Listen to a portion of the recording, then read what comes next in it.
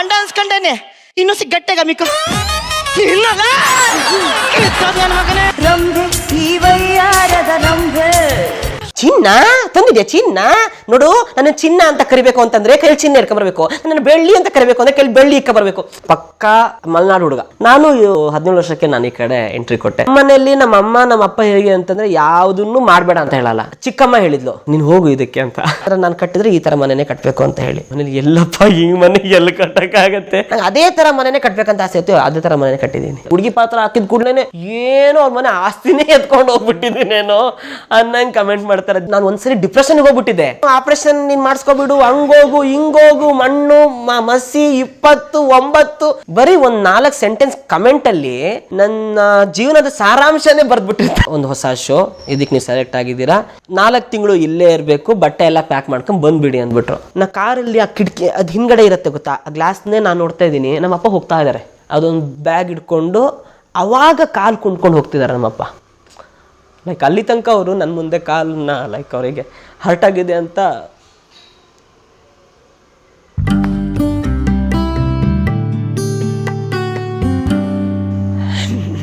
ಅಬ್ಬಾ ನೀವೇನು ಹೇಳಿ, ಈ ಕಲಾವಿದ್ರನ್ನ ಹುಡ್ಕೋಕೆ ಹಣೆ ಬರೋ ಇದೆಯಲ್ಲ ತುಂಬ ಕಷ್ಟ. ರಾಘವೇಂದ್ರ ಆರ್ಕೆ ಅಂತ ಅಂದ್ಬಿಟ್ಟು ಕಲಾವಿದರು ನೀವು ನೋಡಿರ್ತೀರ, ಮಜಾ ಭಾರತ, ಗಿಚ್ಚಿ ಗಿಲಿಗಿಲ್ಲಿ, ತುಂಬ ಫೇಮಸ್ ಕಲಾವಿದರು, ಒಳ್ಳೆ ಕಲಾವಿದರು. ಈ ಒಳ್ಳೆ ಕಲಾವಿದರು ಕೈಗೆ ಸಿಗ್ತಾ ಇರಲ್ಲ, ಮಳೆ ಬರೇ ಬರ್ತಾ ಇದೆ, ಲೈಟ್ ಬರೇ ಕಮ್ಮಿ. ಹಲೋ ಬ್ರದರ್, ಹಾಯ್ ಸರ್, ಬನ್ನಿ ಬನ್ನಿ ಬನ್ನಿ ಬನ್ನಿ. ನಮಸ್ತೆ ನಮಸ್ತೆ ಸರ್, ಹೇಗಿದ್ದೀರಿ? ಚೆನ್ನಾಗಿದ್ದೀನಿ ರಾಘವೇಂದ್ರ. ಅಂದ್ರೆ ನೀವು ಇಷ್ಟೆಲ್ಲ ರಿಸ್ಕ್ ತಗೊಂಡು, ಹಾಂ ಅಂದ್ರೆ ಮಳೆಯಲ್ಲಿ, ಹಾಂ ಸರ್ ನಿಮ್ಮ ಎಫರ್ಟಿಗೆ ಹ್ಯಾಟ್ಸ್ ಆಫ್ ಸರ್. ಅಲ್ಲ ಸರ್, ನಾವೇನು ದೇಶಕ್ಕಾಗಿ ಸೈನಿಕರ್ತಾರೆ ಏನು ಹಿಮಾಚಲ್ ಚಳಿಲಿ ನಿಂತಿದೀವಾ, ಸಿಯಾಚಿನಲ್ಲಿ ನಿಂತಿಲ್ವಲ್ಲ. ನೀವು ಎಂಟ್ರಿ ಮಾಡೋಕೆ 2 ವೀಲರ್ ಬಂದಿದೆ ಅಷ್ಟೇ, ಮಳೆಯಲ್ಲಿ ನಿಂತಿದ್ದೀವಿ, ನೋ ಪ್ರಾಬ್ಲಮ್ ಸ್ನೇಹಿತರೆ. ಒಳ್ಳೆ ಕಲಾವಿದರು ಬದುಕೇಳಂತೆ. ಏನು ನಿಮ್ಮ ಹೇರ್ ಸ್ಟೈಲ್ ಭಯಂಕರ ಚೆನ್ನಾಗಿದೆಯಲ್ಲ. ಅದು ಹೊಸದಾಗಿ ಒಂದು ಶೋ ಮಾಡ್ತಾ ಇದ್ದೀನಿ, ಭರ್ಜರಿ ಬ್ಯಾಚುಲರ್ಸ್ ಅಂತ. ಅದ್ರಲ್ಲಿ ಒಂದು ಸ್ವಲ್ಪ ನಂಗೆ ಹೇರ್ ಸ್ಟೈಲು, ಕಲರಿಂಗು ಎಲ್ಲ ಚೇಂಜಸ್. ಇದು ರಾಘವೇಂದ್ರದಲ್ಲ ಡಿಸೈನ್ ಇದೆ? ಅಲ್ಲ ಅಲ್ಲ ಪಾತ್ರಕ್ಕೆ. ಹೌದು ಹೌದು. Okay, very nice. ನೋಡಕ್ಕೆ ರಿಯಲ್ ಎಸ್ಟೇಟ್ ನೋಡ್ತಾರ, ವೈಟ್ ಪ್ಯಾಂಟು ರಾಘವೇಂದ್ರ ಅಪ್ಪಟ ಕಲಾವಿದರು, ನಮ್ಮ ಮಲೆನಾಡಿನವರು, ಸಾಗರದವರು. ಮಲೆನಾಡಲ್ಲಿ ನಿಮ್ಗೆ ಯಾವ್ದು ಹಿಂಗೆ ಇರುತ್ತೆ ವಾತಾವರಣ? ಯಾವಾಗ್ಲೂ ಇನ್ನೂ ಇರುತ್ತೆ, ಇನ್ನೂ ಚಳಿ ಚಳಿ ಚಳಿ ಚಳಿ ಇರುತ್ತೆ. ಓಕೆ, ಇಲ್ಲೊಂದು ಸ್ವಲ್ಪ ಕಮ್ಮಿ. ಓಕೆ, ಬ್ಯಾಂಗ್ಳೂರ್ ಅಂದ್ರೆ ಹಾಗೆ ಯಾವಾಗ್ಲೂ ಒಂಥರ ಮಾಡ್ರೇಟ್ ಆಗಿರುತ್ತೆ, ತುಂಬಾ ಶೆಕೆನೂ ಇಲ್ಲ, ತುಂಬಾ ಚಳಿನೂ ಇಲ್ಲ, ಒಂಥರ ಯಾವಾಗ್ಲೂ ಕೂಲ್ ಆಗಿರುತ್ತೆ. ಓಕೆ, ನಮ್ಮ ಮಲೆನಾಡೆಲ್ಲ ಇನ್ನೂ ಸ್ವಲ್ಪ ಚಳಿ ಚಳಿ, ಆ ವಾತಾವರಣ ಹಸಿರು, ಅದು ಇನ್ನೊಂಥರ ಅದ್ಭುತ, ಮಜಾ ಅದು. ಹೌದು. ಸೊ ನಿಮ್ ಇಡೀ ಮಲೆನಾಡು ಕತೆ ನಮ್ಗೆ ಹೇಳ್ತೀರಿ ಈಗ? 100%. ಬನ್ನಿ ಸರ್, ಬನ್ನಿ. ಇಲ್ಲ ಇಲ್ಲ ಸರ್, ಹೋಗೋಣ. ಅಯ್ಯೋ ಬನ್ನಿ ಸರ್, ಇಷ್ಟು ಬನ್ನಿ ಹೋಗೋಣ.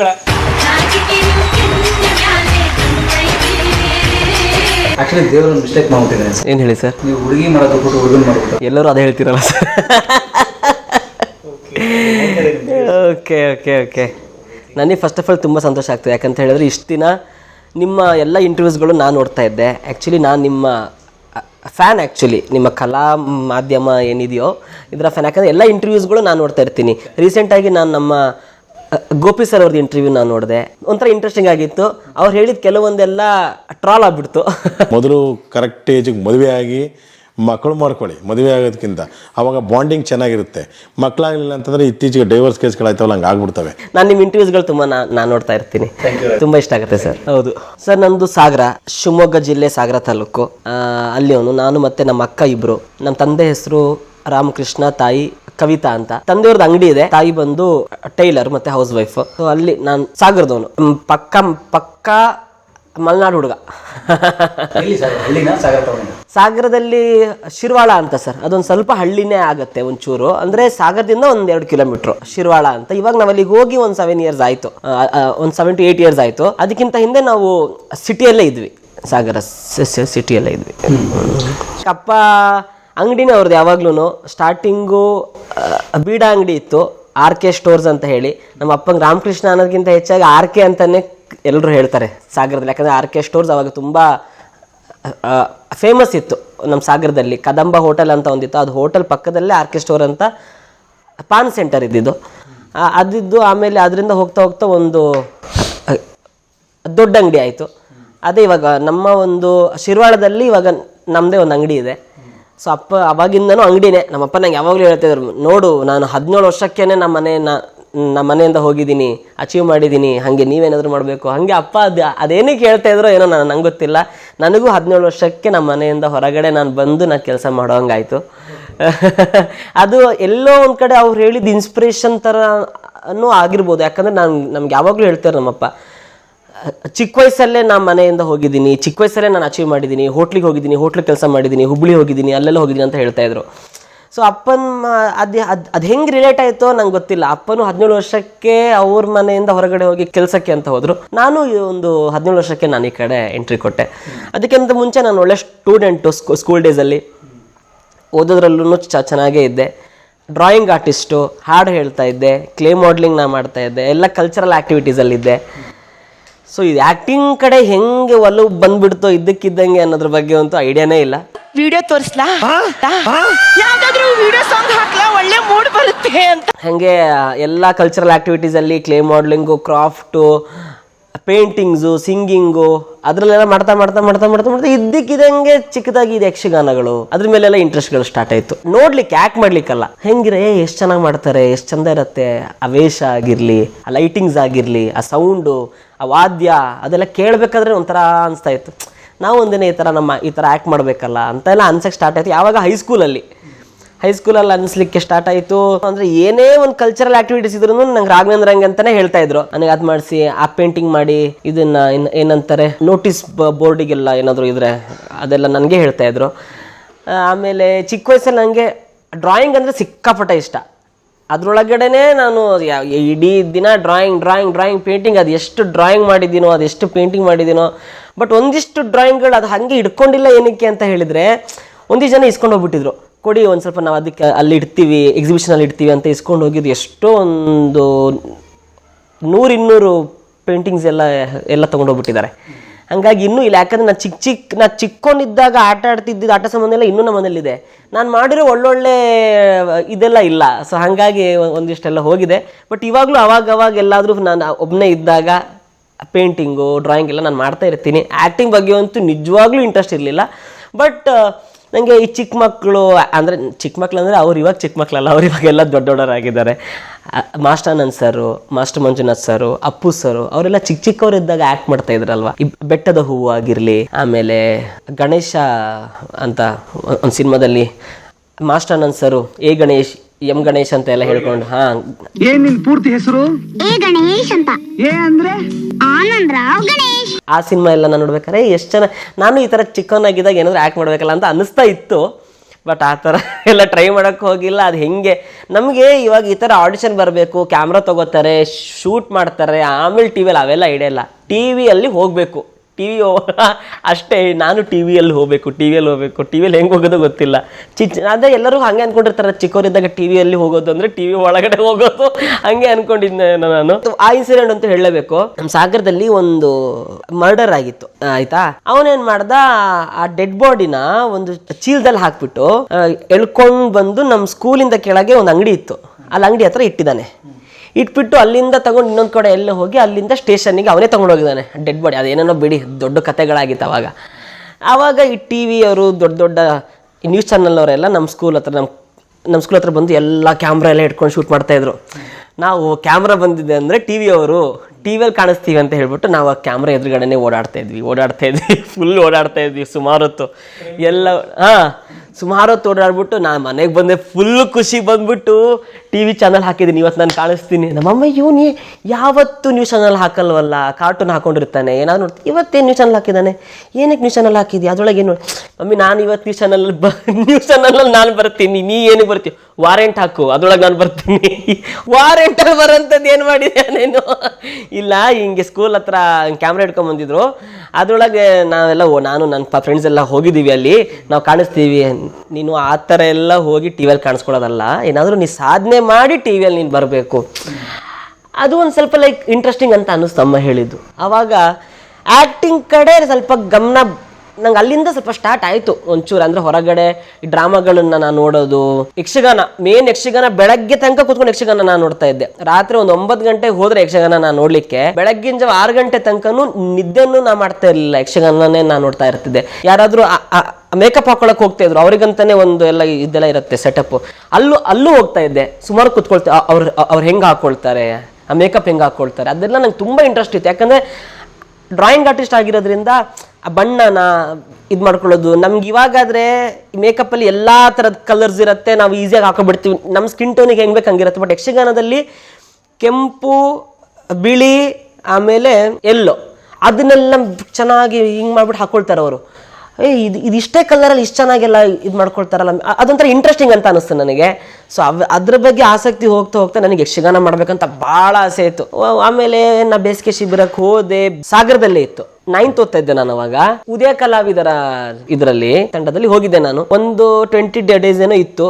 ಅಲ್ಲಿ ನಮ್ಮ ರಾಘವೇಂದ್ರ ಸರ್ ಅಂತ ಒಬ್ರಿದ್ರು, ಪುಷ್ಪಾ ಮೇಡಮ್ ಅಂತ ಒಬ್ರಿದ್ರು. ಅವರ ಒಂದು ಇದರಲ್ಲಿ ತುಂಬ ಚೆನ್ನಾಗಿ ಆಯಿತು ನನಗೆ. ಅವರೇ ಇದ್ರೊಳಗಿದೆ. ಬಟ್ ಅವರು ಆ ಟೈಮಲ್ಲಿ ಒಂದು ಸಿನಿಮಾ ಮಾಡ್ತಾಯಿದ್ರು, ಮ್ಯಾರೇಜ್ ಸ್ಟೋರಿನೋ ಏನೋ ಒಂದು ಸಿನಿಮಾ, ಅದ್ರ ಹೆಸರು.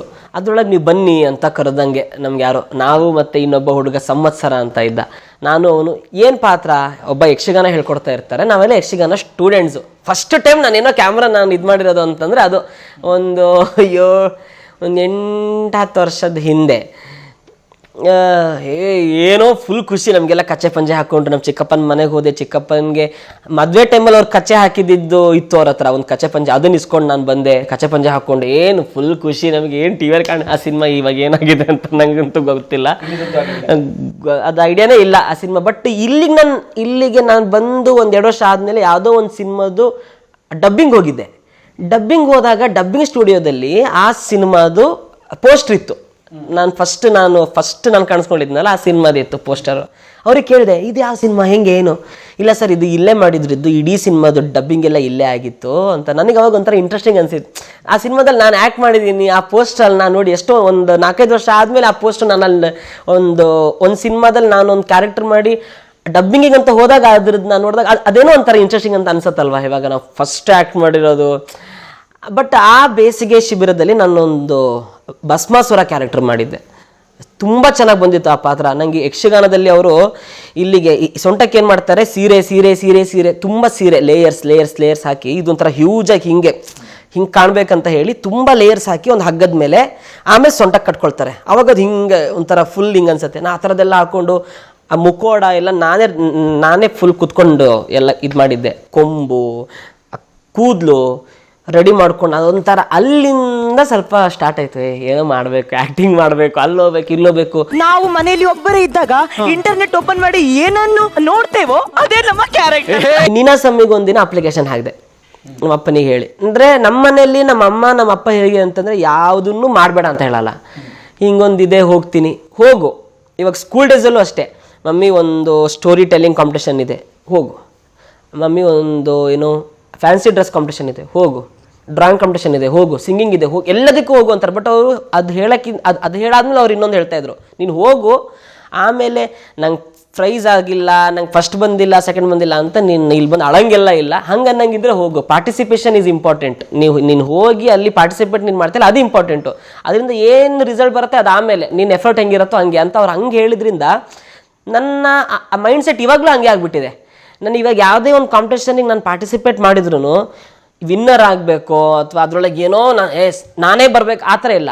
ಮಾಡೋ ಕೆಲಸನ 100% ನಾನು ಮಾಡಿಬಿಟ್ರೆ ನನ್ನ ಪ್ರಕಾರ ಅವಾಗ ನಾನೇ ವಿನ್ನರ್ ಆಗಿಬಿಡ್ತೀನಿ. ಸೊ ಇನ್ನೊಬ್ರು ಅಪ್ರಿಷಿಯೇಷನ್ ಇಲ್ಲ ನೀನು ಅಂತ ಇನ್ನೊಬ್ರು ಜಡ್ಜ್ ಮಾಡೋಕ್ಕಿಂತ ಹಿಂದೆನೇ ನಾನು ಮಾಡೋ ಕೆಲಸ ನನಗೆ ಓಕೆ, ನಾನು 100% ನನ್ನ ಕೆಲಸ ನಾನು ಮಾಡಿದ್ದೀನಿ ಅಂತ ಅಂದ್ಬಿಟ್ಟಾಗ ಅದು ನನಗೆ ಸಂತೋಷ ಇರುತ್ತೆ. ಅದು ಅವಾಗಿಂದ ಹೇಳ್ಕೊಟ್ಟಿದ್ದು ನನಗೆ. ಸೊ ನೀನಾಸಮ್ಮಿಗೂ ಅಪ್ಪನ ಜೊತೆ ಹೋಗ್ಬಿಟ್ಟು ಅಪ್ಲಿಕೇಶನ್ ಹಾಕಿದೆ.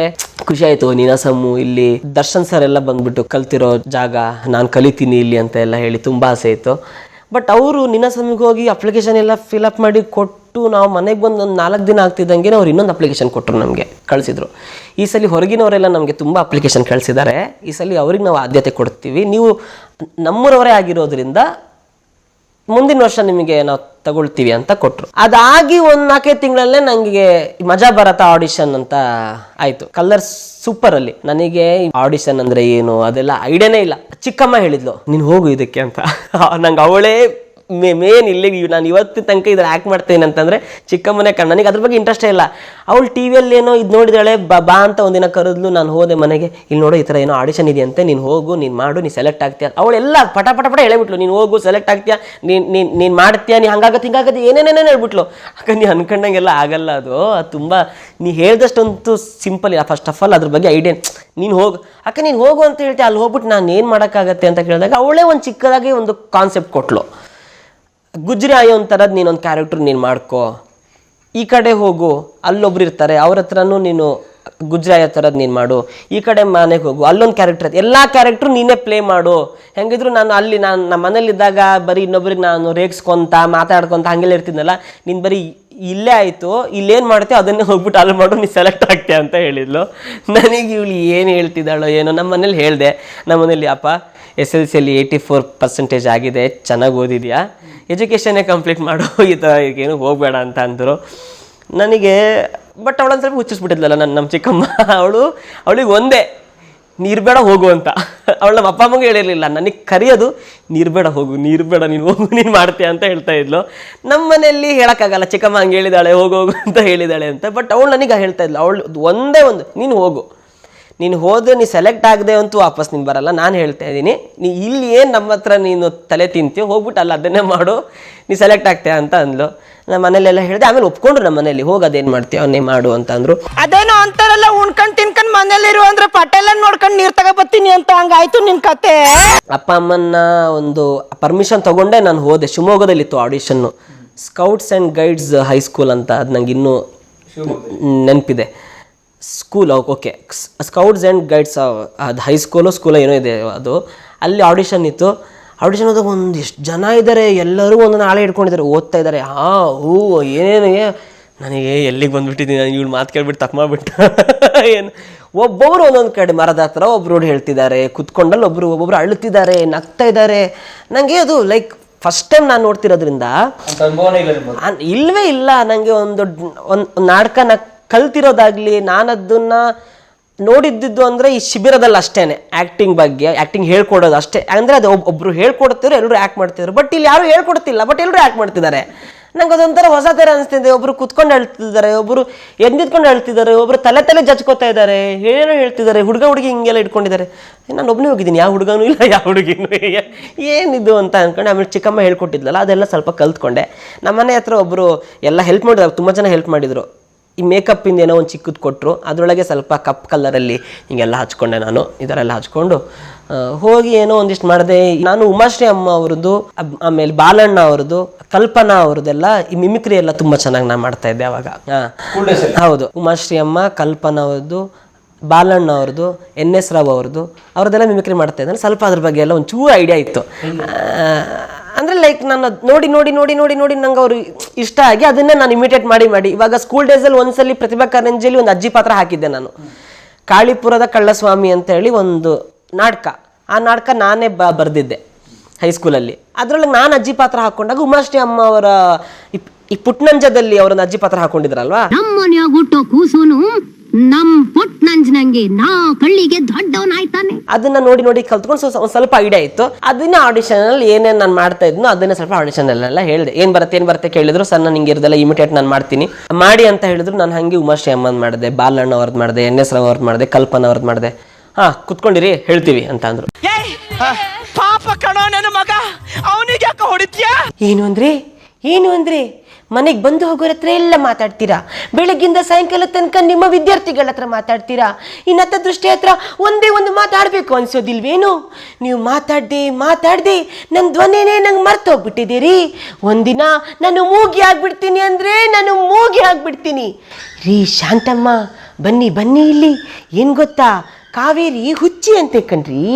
ಆಕೆ ಗಂಡ ಆಫೀಸ್ನಲ್ಲಿ ಕೆಲಸ ಮಾಡೋಳು ಯಾವಳನ್ನು ಇಟ್ಕೊಂಡ್ಬಿಟ್ಟಿದ್ದಾನಂತೆ. ಪಾಪ ಇನ್ನೇನು ಮಾಡ್ತಾನೆ, ಹೆಂಡತಿ ಹುಚ್ಚಿ, ಅವಳಿಂದ ಇನ್ನೇನು ತಾನೇ ಸುಖ ಪಡ್ತಾನೆ ಅಂತ ಹೇಳಿ ಕಲ್ಪನಾ ಅವ್ರದ್ದು ಕಲ್ಪನಾ ಅವ್ರದ್ದು, ಆಮೇಲೆ ಬಾಲಣ್ಣ ಅವ್ರದ್ದು ಕುಂಕುಮ ಭಾಗ್ಯ ಅಂತ ಒಂದು ಸಿನಿಮಾ ಇತ್ತು. ಅದ್ರೊಳಗೆ ನಂಗೆ ಬಾಲಣ್ಣ ಅವರು ತುಂಬಾ ಇಷ್ಟ. ಅವ್ರದ್ದು ಆ ಪಾತ್ರ ನನಗೆ ಸಿಕ್ಕಾಪಟ್ಟೆ ಇಷ್ಟ. Hotel proprietor one full meals with guides. Come on. ಅದರಲ್ಲಿ ಅವರು ಮಾಲೆ ಹಾಕೊಂಡು ಬಂದಾಗ ಸಾಯಿಕುಮಾರ್ ಅವ್ರು ಹೇಳ್ತಾರೆ, ನೀನು ಇವಾಗ ನೀ ಶಬರಿಮಲೆಗೆ ಹೋಗ್ಬೇಕು ಅಂತ ಹಣ ಎಲ್ಲ ನೀ ಕೇಳೋ ಹಾಗಿಲ್ಲ, ಅದಕ್ಕೆಲ್ಲ ಮತ್ತೆ ಎಕ್ಸ್ಟ್ರಾ ಅಮೌಂಟ್ ಕೊಡಲ್ಲ ಅಂತ ಏನೋ ಒಂದಿಷ್ಟು ಹೇಳಿದಾಗ ಅವಾಗ ಬಾಲಣ್ಣ ಅವ್ರು ಹೇಳ್ತಾರೆ, ಅಪ್ಪ ಇದು 20 ದಿನಗಳ 30 ದಿನಗಳ ವ್ರತ ಅಲ್ವೋ, ಈ ದೇಹ ಪಂಚಭೂತಗಳಲ್ಲಿ ಸೇರೋ ತನಕ ಮಾಡೋ ವ್ರತನಪ್ಪ ಅಂತ ಹೇಳ್ತಾ ಇದ್ರು. ಸೊ ಅದೆಲ್ಲ ಒಂದಿಷ್ಟು ಕಲ್ತ್ಕೊಂಡು, ಸೊ ಅವರು ಇನ್ನೊಂದ್ ತರ ಹೇಳಿದ್ರೆ ಹೆಂಗಿರುತ್ತೆ, ಈ ತರ ಹೇಳಿದ್ರೆ ಹೆಂಗಿರುತ್ತೆ. NS ಅವರು ಅಯ್ಯಯ್ಯಪ್ಪೋ ಅಯ್ಯ ಕೀಲ ಉಮಾಶ್ರೀ ಅವ್ರದ್ದು, ಆಮೇಲೆ ಉಮಾಶ್ರೀ ಅಮ್ಮಂದು ಚಿನ್ನ ತಂದಿದ್ಯಾ ಚಿನ್ನ? ನೋಡು, ನನ್ನ ಚಿನ್ನ ಅಂತ ಕರಿಬೇಕು ಅಂತಂದ್ರೆ ಕೈಲಿ ಚಿನ್ನ ಇಟ್ಕೊಂಡ್ಬರ್ಬೇಕು, ನನ್ನ ಬೆಳ್ಳಿ ಅಂತ ಕರಿಬೇಕು ಅಂದ್ರೆ ಕೈಲಿ ಬೆಳ್ಳಿ ಇಟ್ಕೊಂಡ್ಬರ್ಬೇಕು. ಇವ್ರದೆಲ್ಲ ಒಂದು ಸ್ವಲ್ಪ ಡೈಲಾಗನ್ನು ನೋಡಿಕೊಂಡು ನಂಗೆ ಉಮಾಶ್ರೀ ಅಮ್ಮ ಸಿಕ್ಕಾಪಟ್ಟೆ ಇಷ್ಟ. ಯಾಕಂತ ಹೇಳಿದ್ರೆ ಒಂದೊಂದು ಸಿನಿಮಾದಲ್ಲಿ ಒಂದೊಂದು ಥರ. ಶ್ರುತಿ ಮೇಡಮ್ ಅಷ್ಟೇನೆ. ಶ್ರುತಿ ಮೇಡಮ್ ಪಾತ್ರ ನನಗೆ ರಾಮಶ್ಯಾಮ ಬಾಮದಲ್ಲಿದೆ ಗೊತ್ತಾ? ಹೌದು ಗಂಡ ಹಾಂಗಂದಿ, ಹಾ ಗೊತ್ತದ ಇಮಾನ್ದಾಗ ಮಿಠಾಯಿ ಕೊಡೋ ಮಿಠಕಲ್ಲಾಡಿ ಆ ಡೈಲಾಗು. ಯಾಕಂದ್ರೆ ಹುಡುಗಿ ಪಾತ್ರ ಹಾಕ್ತಾ ನಾನು ಅದ್ರ ಬಗ್ಗೆ ಎಲ್ಲ ಸ್ವಲ್ಪ ಅಬ್ಸರ್ವೇಷನ್ ನಾನು ಮಾಡ್ತಾ. ಫಸ್ಟ್ ಉಮಾಶ್ರೀ ಅಮ್ಮನೇ ನನ್ಗೆ ಜಾಸ್ತಿ ಇದ್ದಿದ್ದೆ. ಆಮೇಲೆ ಇವಾಗ ಹುಡುಗಿ ಪಾತ್ರನೇ ಕಂಪ್ಲೀಟ್ ಹಾಕೊಂಡಾದ್ಮೇಲೆ ಬೇರೆ ಯಾರ್ಯಾರಿದ್ದಾರೆ? ಓಕೆ, ಉಮಾಶ್ರೀ ಅಮ್ಮ, ಶ್ರುತಿ ಮೇಡಮ್ಮು, ಊರ್ವಶಿ ಮೇಡಮ್ಮು, ಅಂದ್ರೆ ಹೆಣ್ಣು ಮಕ್ಕಳಲ್ಲಿ ಕಾಮಿಡಿಯನ್ ಅಲ್ಲಿ. ಆಮೇಲೆ ಕೋವೈಸ್ ಸರಳ ಅವ್ರದ್ದೆಲ್ಲ ರಾಘವಾ ಏನೋ ಯಾಕೋ ಅಂತ ಅದ್ರೊಳಗೆ ಅದು ಕಾಂಚನ ಅಂತ ಒಂದು ಸಿನಿಮಾ ಐತೆ, ಅದ್ರಲ್ಲಿ ಏಮಿದಿ ರಾಘವಾ ಅಂತ ಅವ್ರದ್ದೊಂಥರ. ಸೊ ಎಲ್ಲರದ್ದು ಕಲ್ತ್ಕೊಂಡು ಇವಾಗ ರೀಸೆಂಟ್ಲಿ ನಾನು ಎಲ್ರಿಗೂ ಹೇಳ್ತಾ ಇರ್ತೀನಿ, ಇವರು ಪದ್ಮಜರಾವ್ ಅವ್ರದ್ದು ಒಂದು ಡೈಲಾಗು ತುಂಬ ಈ ನಡುವೆ ಎಲ್ಲ ಕಡೆನೂ ಇದಾಗಿದೆ. ಅವ್ರದ್ದೊಂದು ಸ್ವಲ್ಪ ಟ್ರೈ ಮಾಡ, ಏನು ಇನ್ ಸಣ್ಣವನಿದ್ದಾಗ ಚಡ್ಡಿನೇ ಹಾಕೊಳ್ತಿರ್ಲಿಲ್ಲ ಅಂತ ಅವ್ರದ್ದೊಂದು ಹೊಸದಾಗ ಆಗಿದೆ. ಅವ್ರದ್ದೆಲ್ಲ ಸ್ವಲ್ಪ ನೋಡಿ ಕಲ್ತ್ಕೊಂಡು. ಬಟ್ ಆ ಆಡಿಷನ್ ಅಲ್ಲಿ ನನಗದು ಹೆಂಗ್ ವರ್ಕ್ ಆಯ್ತು, ಏನಾಯ್ತು, ನಾನು ಏನ್ ಮಾಡಿದೆ ಅಂತ ಇವಾಗ ಯಾರು ಕೇಳೋದು ನಂಗೆ ದೇವರಾಣೆ ನೆನಪಿಲ್ಲ. ಯಾಕಂದ್ರೆ ಅವಾಗ ಆ ಎಕ್ಸೈಟ್ಮೆಂಟ್ ಅಲ್ಲಿ ಎದುರುಗಡೆ ಒಂದು ಕ್ಯಾಮ್ರಾ ಅಷ್ಟೇ ಇದೆ, ಒಂದಿಬ್ರು ಕೂತಿದ್ದಾರೆ. ನನಗೇನು ನಂಗೆ ಇವಾಗಲೇ ಕ್ಯಾಮ್ರಾ ಎದುರುಗಡೆ ತಂದಿಟ್ಬಿಟ್ರೆ ಅಂದ್ಬಿಡ್ತೀನಿ. ನಂಗೆ ಇವಾಗಲೂ ಹೆದರಿಕೆ ಅಷ್ಟೇ ಇದೆ. ನನಗೆ ಈಗಲೂ ಕೂಡ ನಾನು ಆ್ಯಕ್ಟ್ ಮಾಡು ಅಂತಂದರೆ ಆ್ಯಕ್ಟ್ ಮಾಡಿಬಿಡ್ತೀನಿ, ಮಾತಾಡು ಅಂತ ಕೊಟ್ಬಿಟ್ರೆ ನಂಗೆ ಆಗಲ್ಲ. ಅದೇನೋ ಗೊತ್ತಿಲ್ಲ, ಅದು ನನಗೆ ಏನೋ ಒಂಥರ ಹೆದರಿಕೆ ಆಗುತ್ತೆ.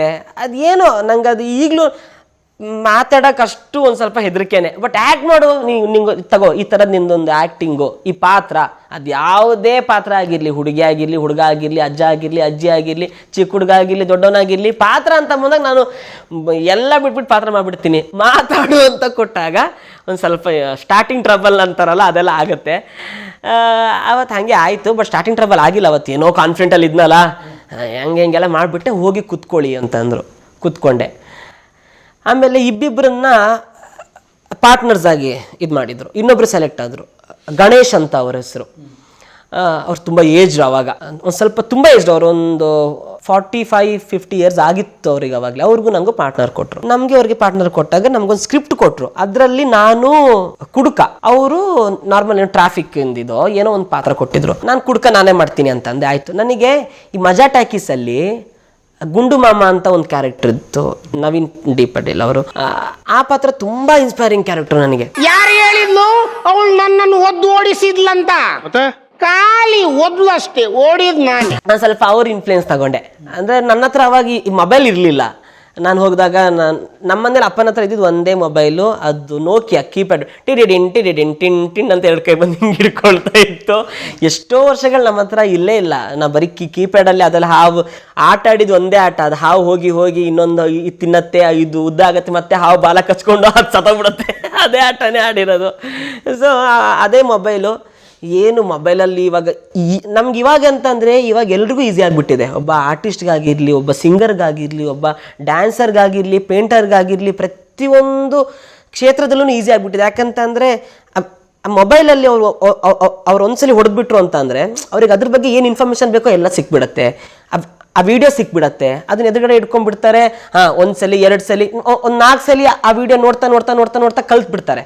ಲೈಕ್ ನಮ್ಗೆ ಆ ಟೈಮಲ್ಲಿ ಆ ಥರ ಎಲ್ಲ ಇರ್ಲಿಲ್ವಲ್ಲ. ನಮ್ಗೆ ಯಾವಾಗಲೂ ಒಂದ್ಸಲಿ ಟಿವಿಯಲ್ಲಿ ಯಾವಾಗ ಹಾಕ್ತಾರೆ ಆವಾಗಲೇ ಕಲ್ತ್ಕೋಬೇಕಿತ್ತು.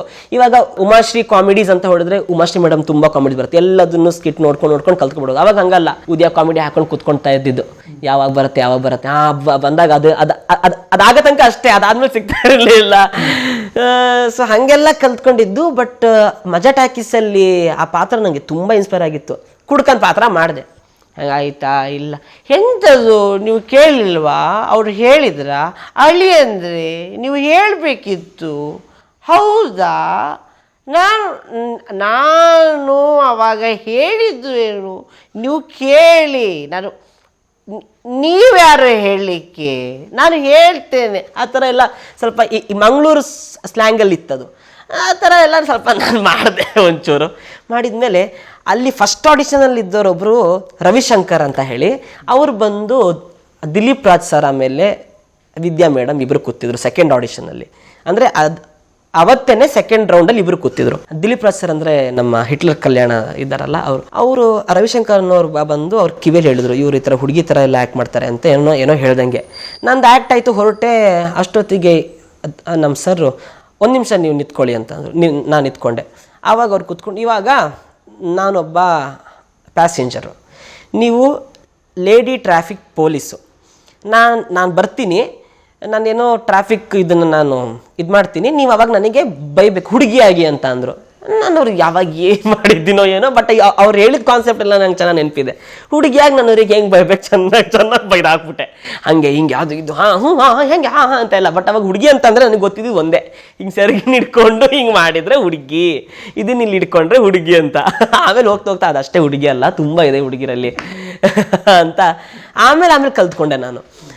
ಆಯಿತು, ಎಲ್ಲ ಆಯಿತು, ನಾ ಮನೆಗೆ ಬಂದೆ, ಎಲ್ಲ ಚೆನ್ನಾಗಾಯಿತು ಅಂತ. ಬಟ್ ನೋಡ್ತೀವಿ ಅವರು ಕಾಲ್ ಮಾಡ್ತೀವಿ ಅಂತ ಬೇರೆ ಹೇಳಿದ್ದಾರೆ ನನಗೆ. ಅಲ್ಲಿ ಸ್ವಲ್ಪ ಲೈಕ್ ಅವತ್ತು ಆಡಿಷನ್ ಅಂತ ಪೇಪರ್ ಕೊಟ್ಟರು, ಆಡಿಷನ್ನಲ್ಲೆಲ್ಲ ಇದು ಮಾಡಿದೆ. ನನಗೆ ಯಾವಾಗಲೂ ಯಾವುದೇ ಅಪ್ಲಿಕೇಶನ್ಗಳು ಕೊಟ್ಟರು ನಾನು ಫಿಲಪ್ ಮಾಡ್ತೀನಿ. ಕೆಲವೊಂದು ಇದುಗಳು ನನಗೆ ಇಷ್ಟ ಆಗಲ್ಲ. ಏನು ಇಷ್ಟ ಎಲ್ಲ ಅಪ್ಲಿಕೇಶನಲ್ಲಿ ಕಾಸ್ಟ್ ಅಂತ ಇರುತ್ತೆ, ಅದು ನನಗೆ ಇಷ್ಟ ಆಗಲ್ಲ ಎಲ್ಲೇ ಆದ್ರೂ. ನನಗೆ ಏನಕ್ಕೆ ಅದರ ಅವಶ್ಯಕತೆ ಏನು? ನಾವು ಯಾವುದೇ ಉತ್ತಮ ಜಾತಿಯರಾದರೂ ಆಗಿರಲಿ, ಏನೇ ಆಗಿರಲಿ, ಬಟ್ ಕಾಸ್ಟಿನ ಅವಶ್ಯಕತೆ ಏನು? ನಾನಲ್ಲಿ ಇಂಡಿಯನ್ ಅಂತ ಹಾಕ್ಬಿಟ್ಟೆ ಅವತ್ತು.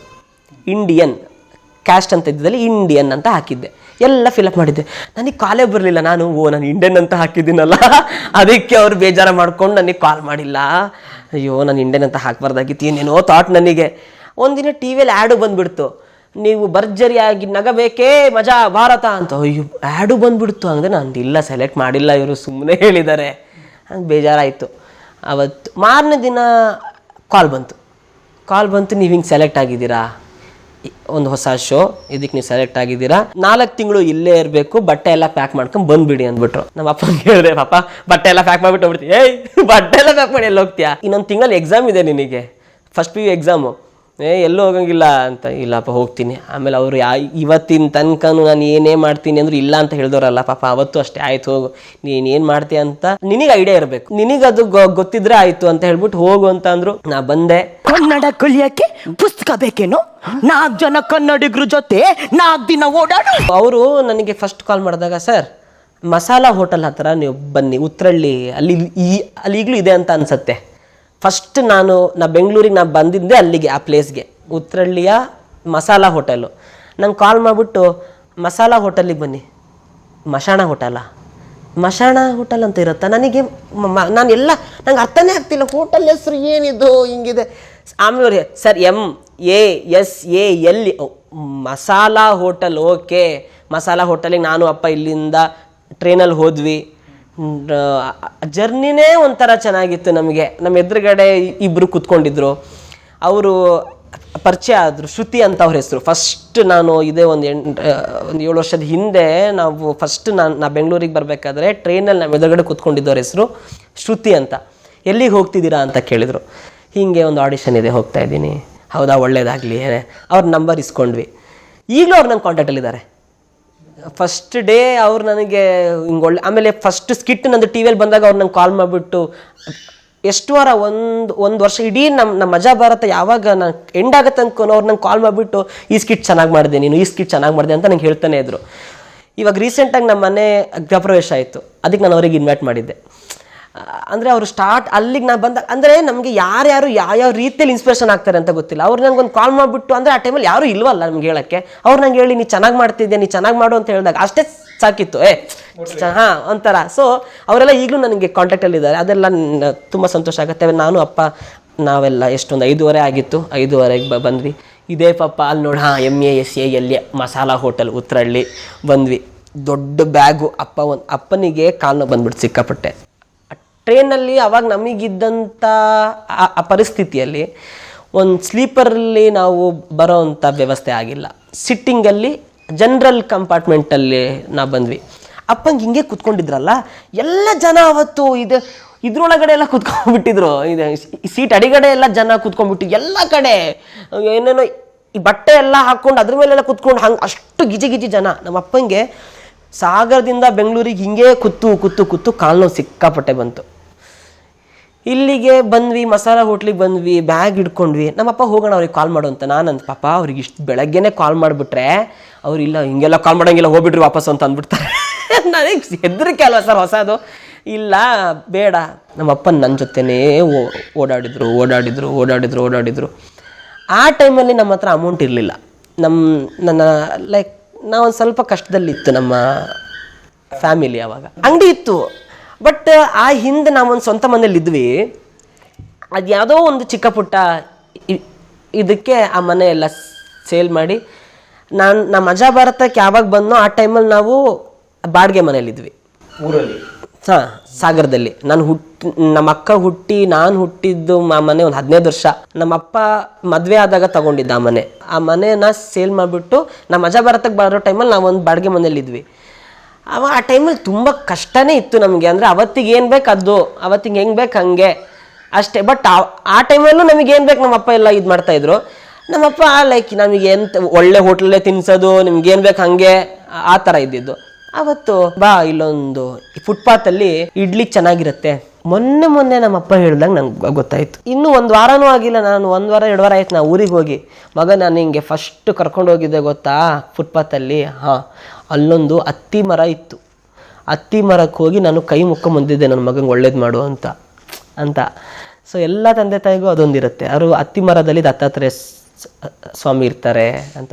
ಮಗ ಅಲ್ಲೊಂದು ಅತ್ತಿ ಮರ ಇತ್ತು ಮಗ, ನಾನು ಅದಕ್ಕೆ ಹೋಗ್ಬಿಟ್ಟು ಕೈ ಮುಕ್ಕೊಂಡು ನಾನು ಬಂದಿದ್ದೆ ಅಂತ ಮೊನ್ನೆ ಅಂದಾಗ ನಂಗೆ ಒಂಥರ ಅನ್ಸ್ಬಿಡ್ತು. ಲೈಕ್ ಆ ಟೈಮಲ್ಲಿ ಅವ್ರ ಹತ್ರ ಏನೋ ಒಂದು ಒಳ್ಳೆ ಹೋಟ್ಲಲ್ಲಿ ಕೂತ್ಕೊಂಡು ಊಟ ಮಾಡಿಸೋ ಅಷ್ಟು ಇದಿಲ್ಲ. ಬಟ್ ನಮ್ಮ ಅಪ್ಪಂಗೆ ನಂಗೆ ಹೇಳಿದ್ದು, ಮಗ ಇಲ್ಲಿ ಇಡ್ಲಿ ಸಿಗುತ್ತೆ, ಚಿತ್ರಾನ್ನ ಸಿಗುತ್ತೆ ಅಂತ ಹೇಳಿದಾಗ ನಂಗೆ ಇಲ್ಲೇ ತಿನ್ನಬೇಕು ಅಂತಾನೆ. ಅವ್ರು ದೊಡ್ಡ ಹೋಟ್ಲಿಗೆ ಅವಾಗ ನನಗೆ ಹೇಳಿದ್ರು, ಹೋಟ್ಲ್ ಬೇಡ ಇಲ್ಲೇ ತಿನ್ನೋಣ ಅಂತಾನೆ ಇತ್ತು. ಯಾಕಂದ್ರೆ ನಮ್ಮ ಅಪ್ಪ ಅಷ್ಟು ಚೆನ್ನಾಗಿ ಹೇಳಿದರು.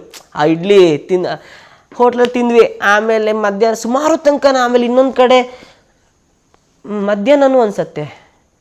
ಆಮೇಲೆ ಹೋಗಿ ಬಂದು ಇನ್ನೊಂದು ಕಡೆನೂ ಅಲ್ಲೇ ಫುಟ್ಪಾತಲ್ಲೇ ಚಿಕನ್ ಸಾರು ಎಲ್ಲೆಲ್ಲ ಇತ್ತು, ಅದೆಲ್ಲ ತಿಂದ್ವಿ.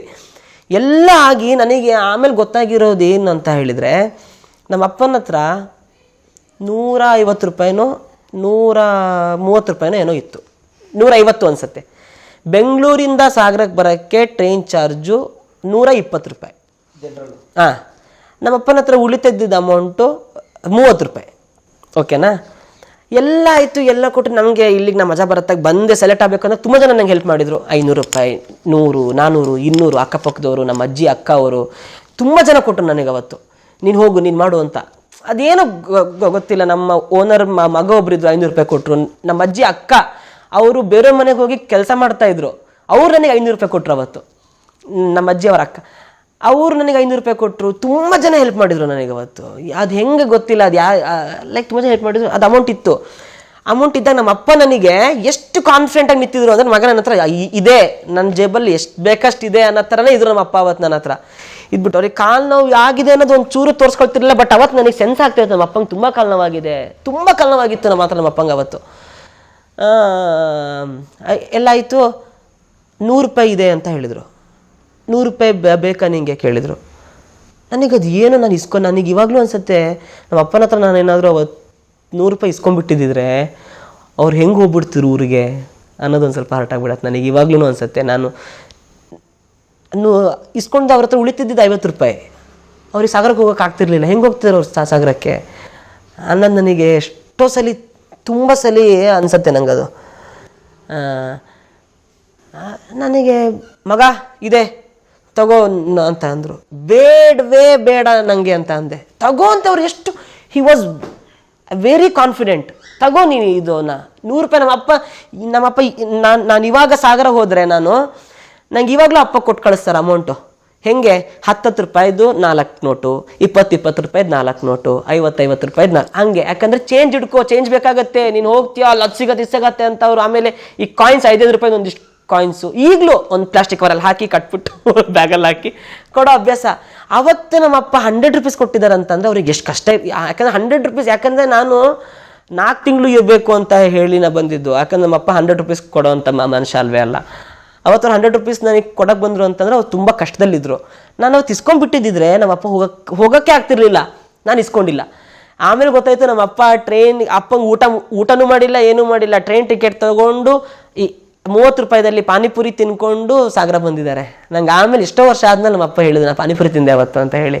ಹಿಂಗೆ ಒಂದು ಇಂಟರ್ವ್ಯೂಲಿ ನಾನು ಹೇಳಿದಾಗ ನಮ್ಮಪ್ಪ ಇಂಟರ್ವ್ಯೂ ನೋಡ್ಕೊಂಡು ಹೌದು ನಾನು ಅವತ್ತು ಒಂದು ಪಾನಿಪುರಿ ತಿನ್ಕೊಂಡು ಹೋದೆ. ಅದು ಅವರ ಇನ್ಸಿಡೆಂಟ್ ಹೇಳಿದ್ಮೇಲೆ ನನಗೆ ಅವ್ರ ಪಾನಿಪುರಿ ತಿನ್ಕೊಂಡು ಇಷ್ಟಿತ್ತು ಹಿಂಗೆ ಅಂತ ಗೊತ್ತಾಗಿದ್ದು. ತುಂಬ ಕಷ್ಟದಲ್ಲಿ ಬಂದು ನನಗೆ ಅವತ್ತು ಆ ಇನ್ಸಿಡೆಂಟ್ ನನಗೆ 1 ವಾರ ನಾನು ನಿದ್ದೆಯಲ್ಲಿ ಎದ್ದಿದ್ದೀನಿ. 1 ವಾರ 2-3 ವಾರ. ಏನಕ್ಕಂತ ಅಂದರೆ ಅಪ್ಪ ಅಮ್ಮನ ಬಿಟ್ಟಿದ್ದವನೇ ಅಲ್ಲ ನಾನು. ಬ್ಯಾಗ್ ಇಡಿ ಕಾರಲ್ಲಿ ಅಂತ ಅಂದರು ಒಂದು ಇನ್ಸಿಡೆಂಟು. ಕಾರಲ್ಲಿ ಆ ಬ್ಯಾಗ್ ಇಟ್ಟೆ ನಾನು. ಕಾರದ್ದು ಅದು ಹಿಂದ್ಗಡೆ ಬ್ಯಾಗ್ ಇಡೋಕ್ಕೆ ಒಂದು ಹಿಂಗೆ ಟಕ್ ಹಿಂಗಿರತ್ತೆ ಒಂದೇನೋ ಕಾರ್ ಹಿಂದೆ. ಅದೇನಿಲ್ಲ, ಹಿಂಗೆ ಕೊಂಡಿ ಹಾಕಿದ್ರೆ ಹಿಂಗಾಗತ್ತೆ, ಕೊಂಡಿ ಹಿಂಗಾದ್ರೆ ಹಿಂಗಾಗತ್ತಲ್ಲ. ಆ ಬ್ಯಾಗ್ ಇಟ್ಟೆ ಆ ಕೊಂಡಿಗೆ ಕಳ್ಸ್ಕೊತು. ಆ ಕೊಂಡಿ ಹಿಂಗಾಯ್ತು. ಏಯ್ ಅಂತ ಅಂದರು. ಸರಿ ಇಡನ್ನ ಅಂತ. ಯಾರೋ ಹಂಗಂದ್ರು. ನಮ್ಮಪ್ಪ ಅಲ್ಲೇ ಇದ್ದಾರೆ. ನಮ್ಮಪ್ಪ ನಂಗೆ ಒಂದಿನ ನಂಗೆ ಹಂಗಂದಿಲ್ಲ. ನಮ್ಮಪ್ಪ ಅಂತ ಅಂದರು. ನಾನು ಬ್ಯಾಗ್ ಇಟ್ಟೆ. ನಂಗೆ ಅದು ಇನ್ನೂ ನೆನಪಿದೆ. ಆ ಕಾರಲ್ಲಿ ನಾನು ಆ ಕಿಟಕಿನ ನಾನು ನೋಡ್ತಾ ಇದ್ದೀನಿ. ಅಂದರೆ ಲೈಕ್ ನನಗೆ ಎಷ್ಟೋ ದಿನ ಅದೇ ಕಾಡಿದೆ. ನಾನು ಹಂಗಾಯಿತು, ಕಾರ್ ಹತ್ತಿದ್ದೀನಿ. ನಾ ಕಾರಲ್ಲಿ ಆ ಕಿಟಕಿ ಅದು ಹಿಂದ್ಗಡೆ ಇರುತ್ತೆ ಗೊತ್ತಾ, ಆ ಗ್ಲಾಸ್ನೇ ನಾನು ನೋಡ್ತಾ ಇದ್ದೀನಿ. ನಮ್ಮಪ್ಪ ಹೋಗ್ತಾ ಇದ್ದಾರೆ ಅದೊಂದು ಬ್ಯಾಗ್ ಇಟ್ಕೊಂಡು. ಅವಾಗ ಕಾಲು ಕುಂಡ್ಕೊಂಡು ಹೋಗ್ತಿದ್ದಾರೆ ನಮ್ಮಪ್ಪ. ಲೈಕ್ ಅಲ್ಲಿ ತನಕ ಅವರು ನನ್ನ ಮುಂದೆ ಕಾಲನ್ನ ಲೈಕ್ ಅವರಿಗೆ ಹರ್ಟ್ ಆಗಿದೆ ಅಂತ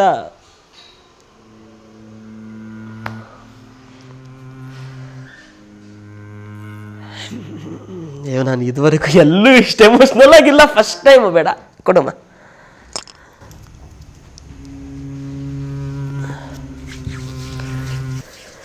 ನಿಮ್ಮ ಕಲಾ ಮಾಧ್ಯಮನೇ ಹಂಗೆ ಅನ್ಸುತ್ತೆ, ಎಲ್ಲರನ್ನೂ ಅಳಿಸ್ಬಿಡ್ತೀರಾ. ನಿಮ್ಮ ಕ್ಯಾಮ್ರಾದಲ್ಲಿ ಏನಾದರೂ ಗ್ಲಿಸರಿನ್ ಇಟ್ಟಿದ್ದೀರಾ ಹೇಳಿ ಸರ್. ಇದುವರೆಗೂ ನಾನು ಎಲ್ಲೂ ಓದ್ತಿಲ್ಲ. ಅಯ್ಯೋ ಏನೋ ಮೊನ್ನೆ ಜಿ ಕನ್ನಡದಲ್ಲಿ ಭರ್ಜರಿ ಬ್ಯಾಚುಲರ್ಸ್ ಅಲ್ಲಿ ಅಪ್ಪ ಅಮ್ಮಂದು ಇದು ಹಾಕಿದ್ರು ಬಿಟ್ಟು ಅವಾಗಲೇ ಹತ್ತಿಲ್ಲ ನಾನು. ಏನು ಆಯ್ತಾ. ಅಲ್ಲಿಗೆ ನಾನು ಹೋಗ್ಬೇಕಾದ್ರೆ ಅಪ್ಪ ಹೋಗ್ತಾ ಇದ್ರು ಹಿಂದೆ. ನಾನು ಕುತ್ಕೊಂಡು ಆ ಕಿಟಕಿ ನಾನು ನೋಡ್ತಾ ಇದ್ದೀನಿ. ಅಪ್ಪ ಹೋಗ್ತಾ ಇದ್ದಾರೆ. ನಮ್ಮ ಕಾರ್ ಹಿಂಗೆ ಹೋಗ್ತಾ ಇದೆ, ಅಪ್ಪ ಹಿಂಗೆ ಹೋಗ್ತಾ ಇದ್ದಾರೆ ಗೊತ್ತಾ. ಆ ಒಂದು ಸೀನು ನನಗೊಂದು 2-3 ವಾರ ನನ್ನ ಕನಸಲ್ಲಿದೆ. ನಿದ್ದೆಗಳಲ್ಲಿ ನಾನು ಎದ್ದಿದ್ದೀನಿ. ಸಡನ್ ನಮ್ಮ ಅಪ್ಪ ಹೋಗ್ತಾ ಇದ್ದಾರೆ, ನನ್ನ ಕಾರ್ ಹಿಂಗೆ ಹೋಗ್ತಾ, ಅಪ್ಪ ಹಿಂಗೆ ಹೋಗ್ತಾ ಇದ್ದಾರೆ. ಅದೇ ನಂಗೆ ಎಷ್ಟೋ ದಿನ ನಂಗೆ ಇನ್ನೂ ಆ ವಿಷುವಲ್ ನನಗಿನ್ನೂ ಹಾಗೇ ಇದೆ. ಅಪ್ಪ ಹಿಂಗೆ ಹೋಗ್ತಾ ಇರೋದು, ನಮ್ಮ ಕಾರ್ ಹಿಂಗೆ ವಾಪಸ್ ಹೋಗ್ತಾ ಇರೋದು. ಸೊ ಅವಾಗ ತುಂಬ ಸ್ಟ್ರಾಂಗ್ ಆಗಿ ಹೋಗು ಮಾಡು. ನಮ್ಮ ಅಮ್ಮನೂ ಅಷ್ಟೇ. ಎಲ್ಲ ನಮ್ಮ ಮನೇಲಿ ತಂದೆ ತಾಯಿದೊಂದು ಸಪೋರ್ಟ್ ಇದ್ಬಿಟ್ರೆ ಸರ್, ಪ್ರಪಂಚದಲ್ಲಿ ಯಾವನೂ ಏನು ಮಾಡೋಕ್ಕೂ ಆಗಲ್ಲ. ಯಾವಾಗಲೂ ಅಷ್ಟೇ. ಹೋಗಿ ಇಷ್ಟೊತ್ತಾಯ್ತು, ಏನು ಸೌಂಡೇ ಬರ್ತಿಲ್ಲ. ಏನಾಗ್ತಿರ್ಬೋದು. ಇವಾಗ ನಾವು ಬಂದಿದ್ದೀವಿ, ನಾವು ಇಷ್ಟು ಏನೋ ನಾವು ಮಾಡಿದ್ದೀವಿ.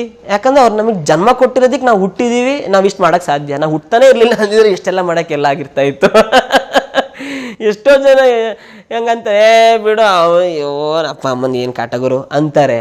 ಚಿಕ್ಕಲ್ಲಿದ್ದಾಗ ನಾವು ಎಷ್ಟು ಕಾಟ ಕೊಡ್ತಾ ಇದ್ವಿ ಅಷ್ಟು ಸಹಿಸ್ಕೊಂಡಿರ್ತಾರೆ ಅವ್ರು. ಇವಾಗ ಅದು ನಾವು ಕಾಟ ಅಂದ್ಕೊಂಡ್ರೆ ಕಾಟ ಅಲ್ಲ ಅಂತ ಅಂದ್ಕೊಂಡ್ರೆ ಕಾಟ ಅಲ್ಲ.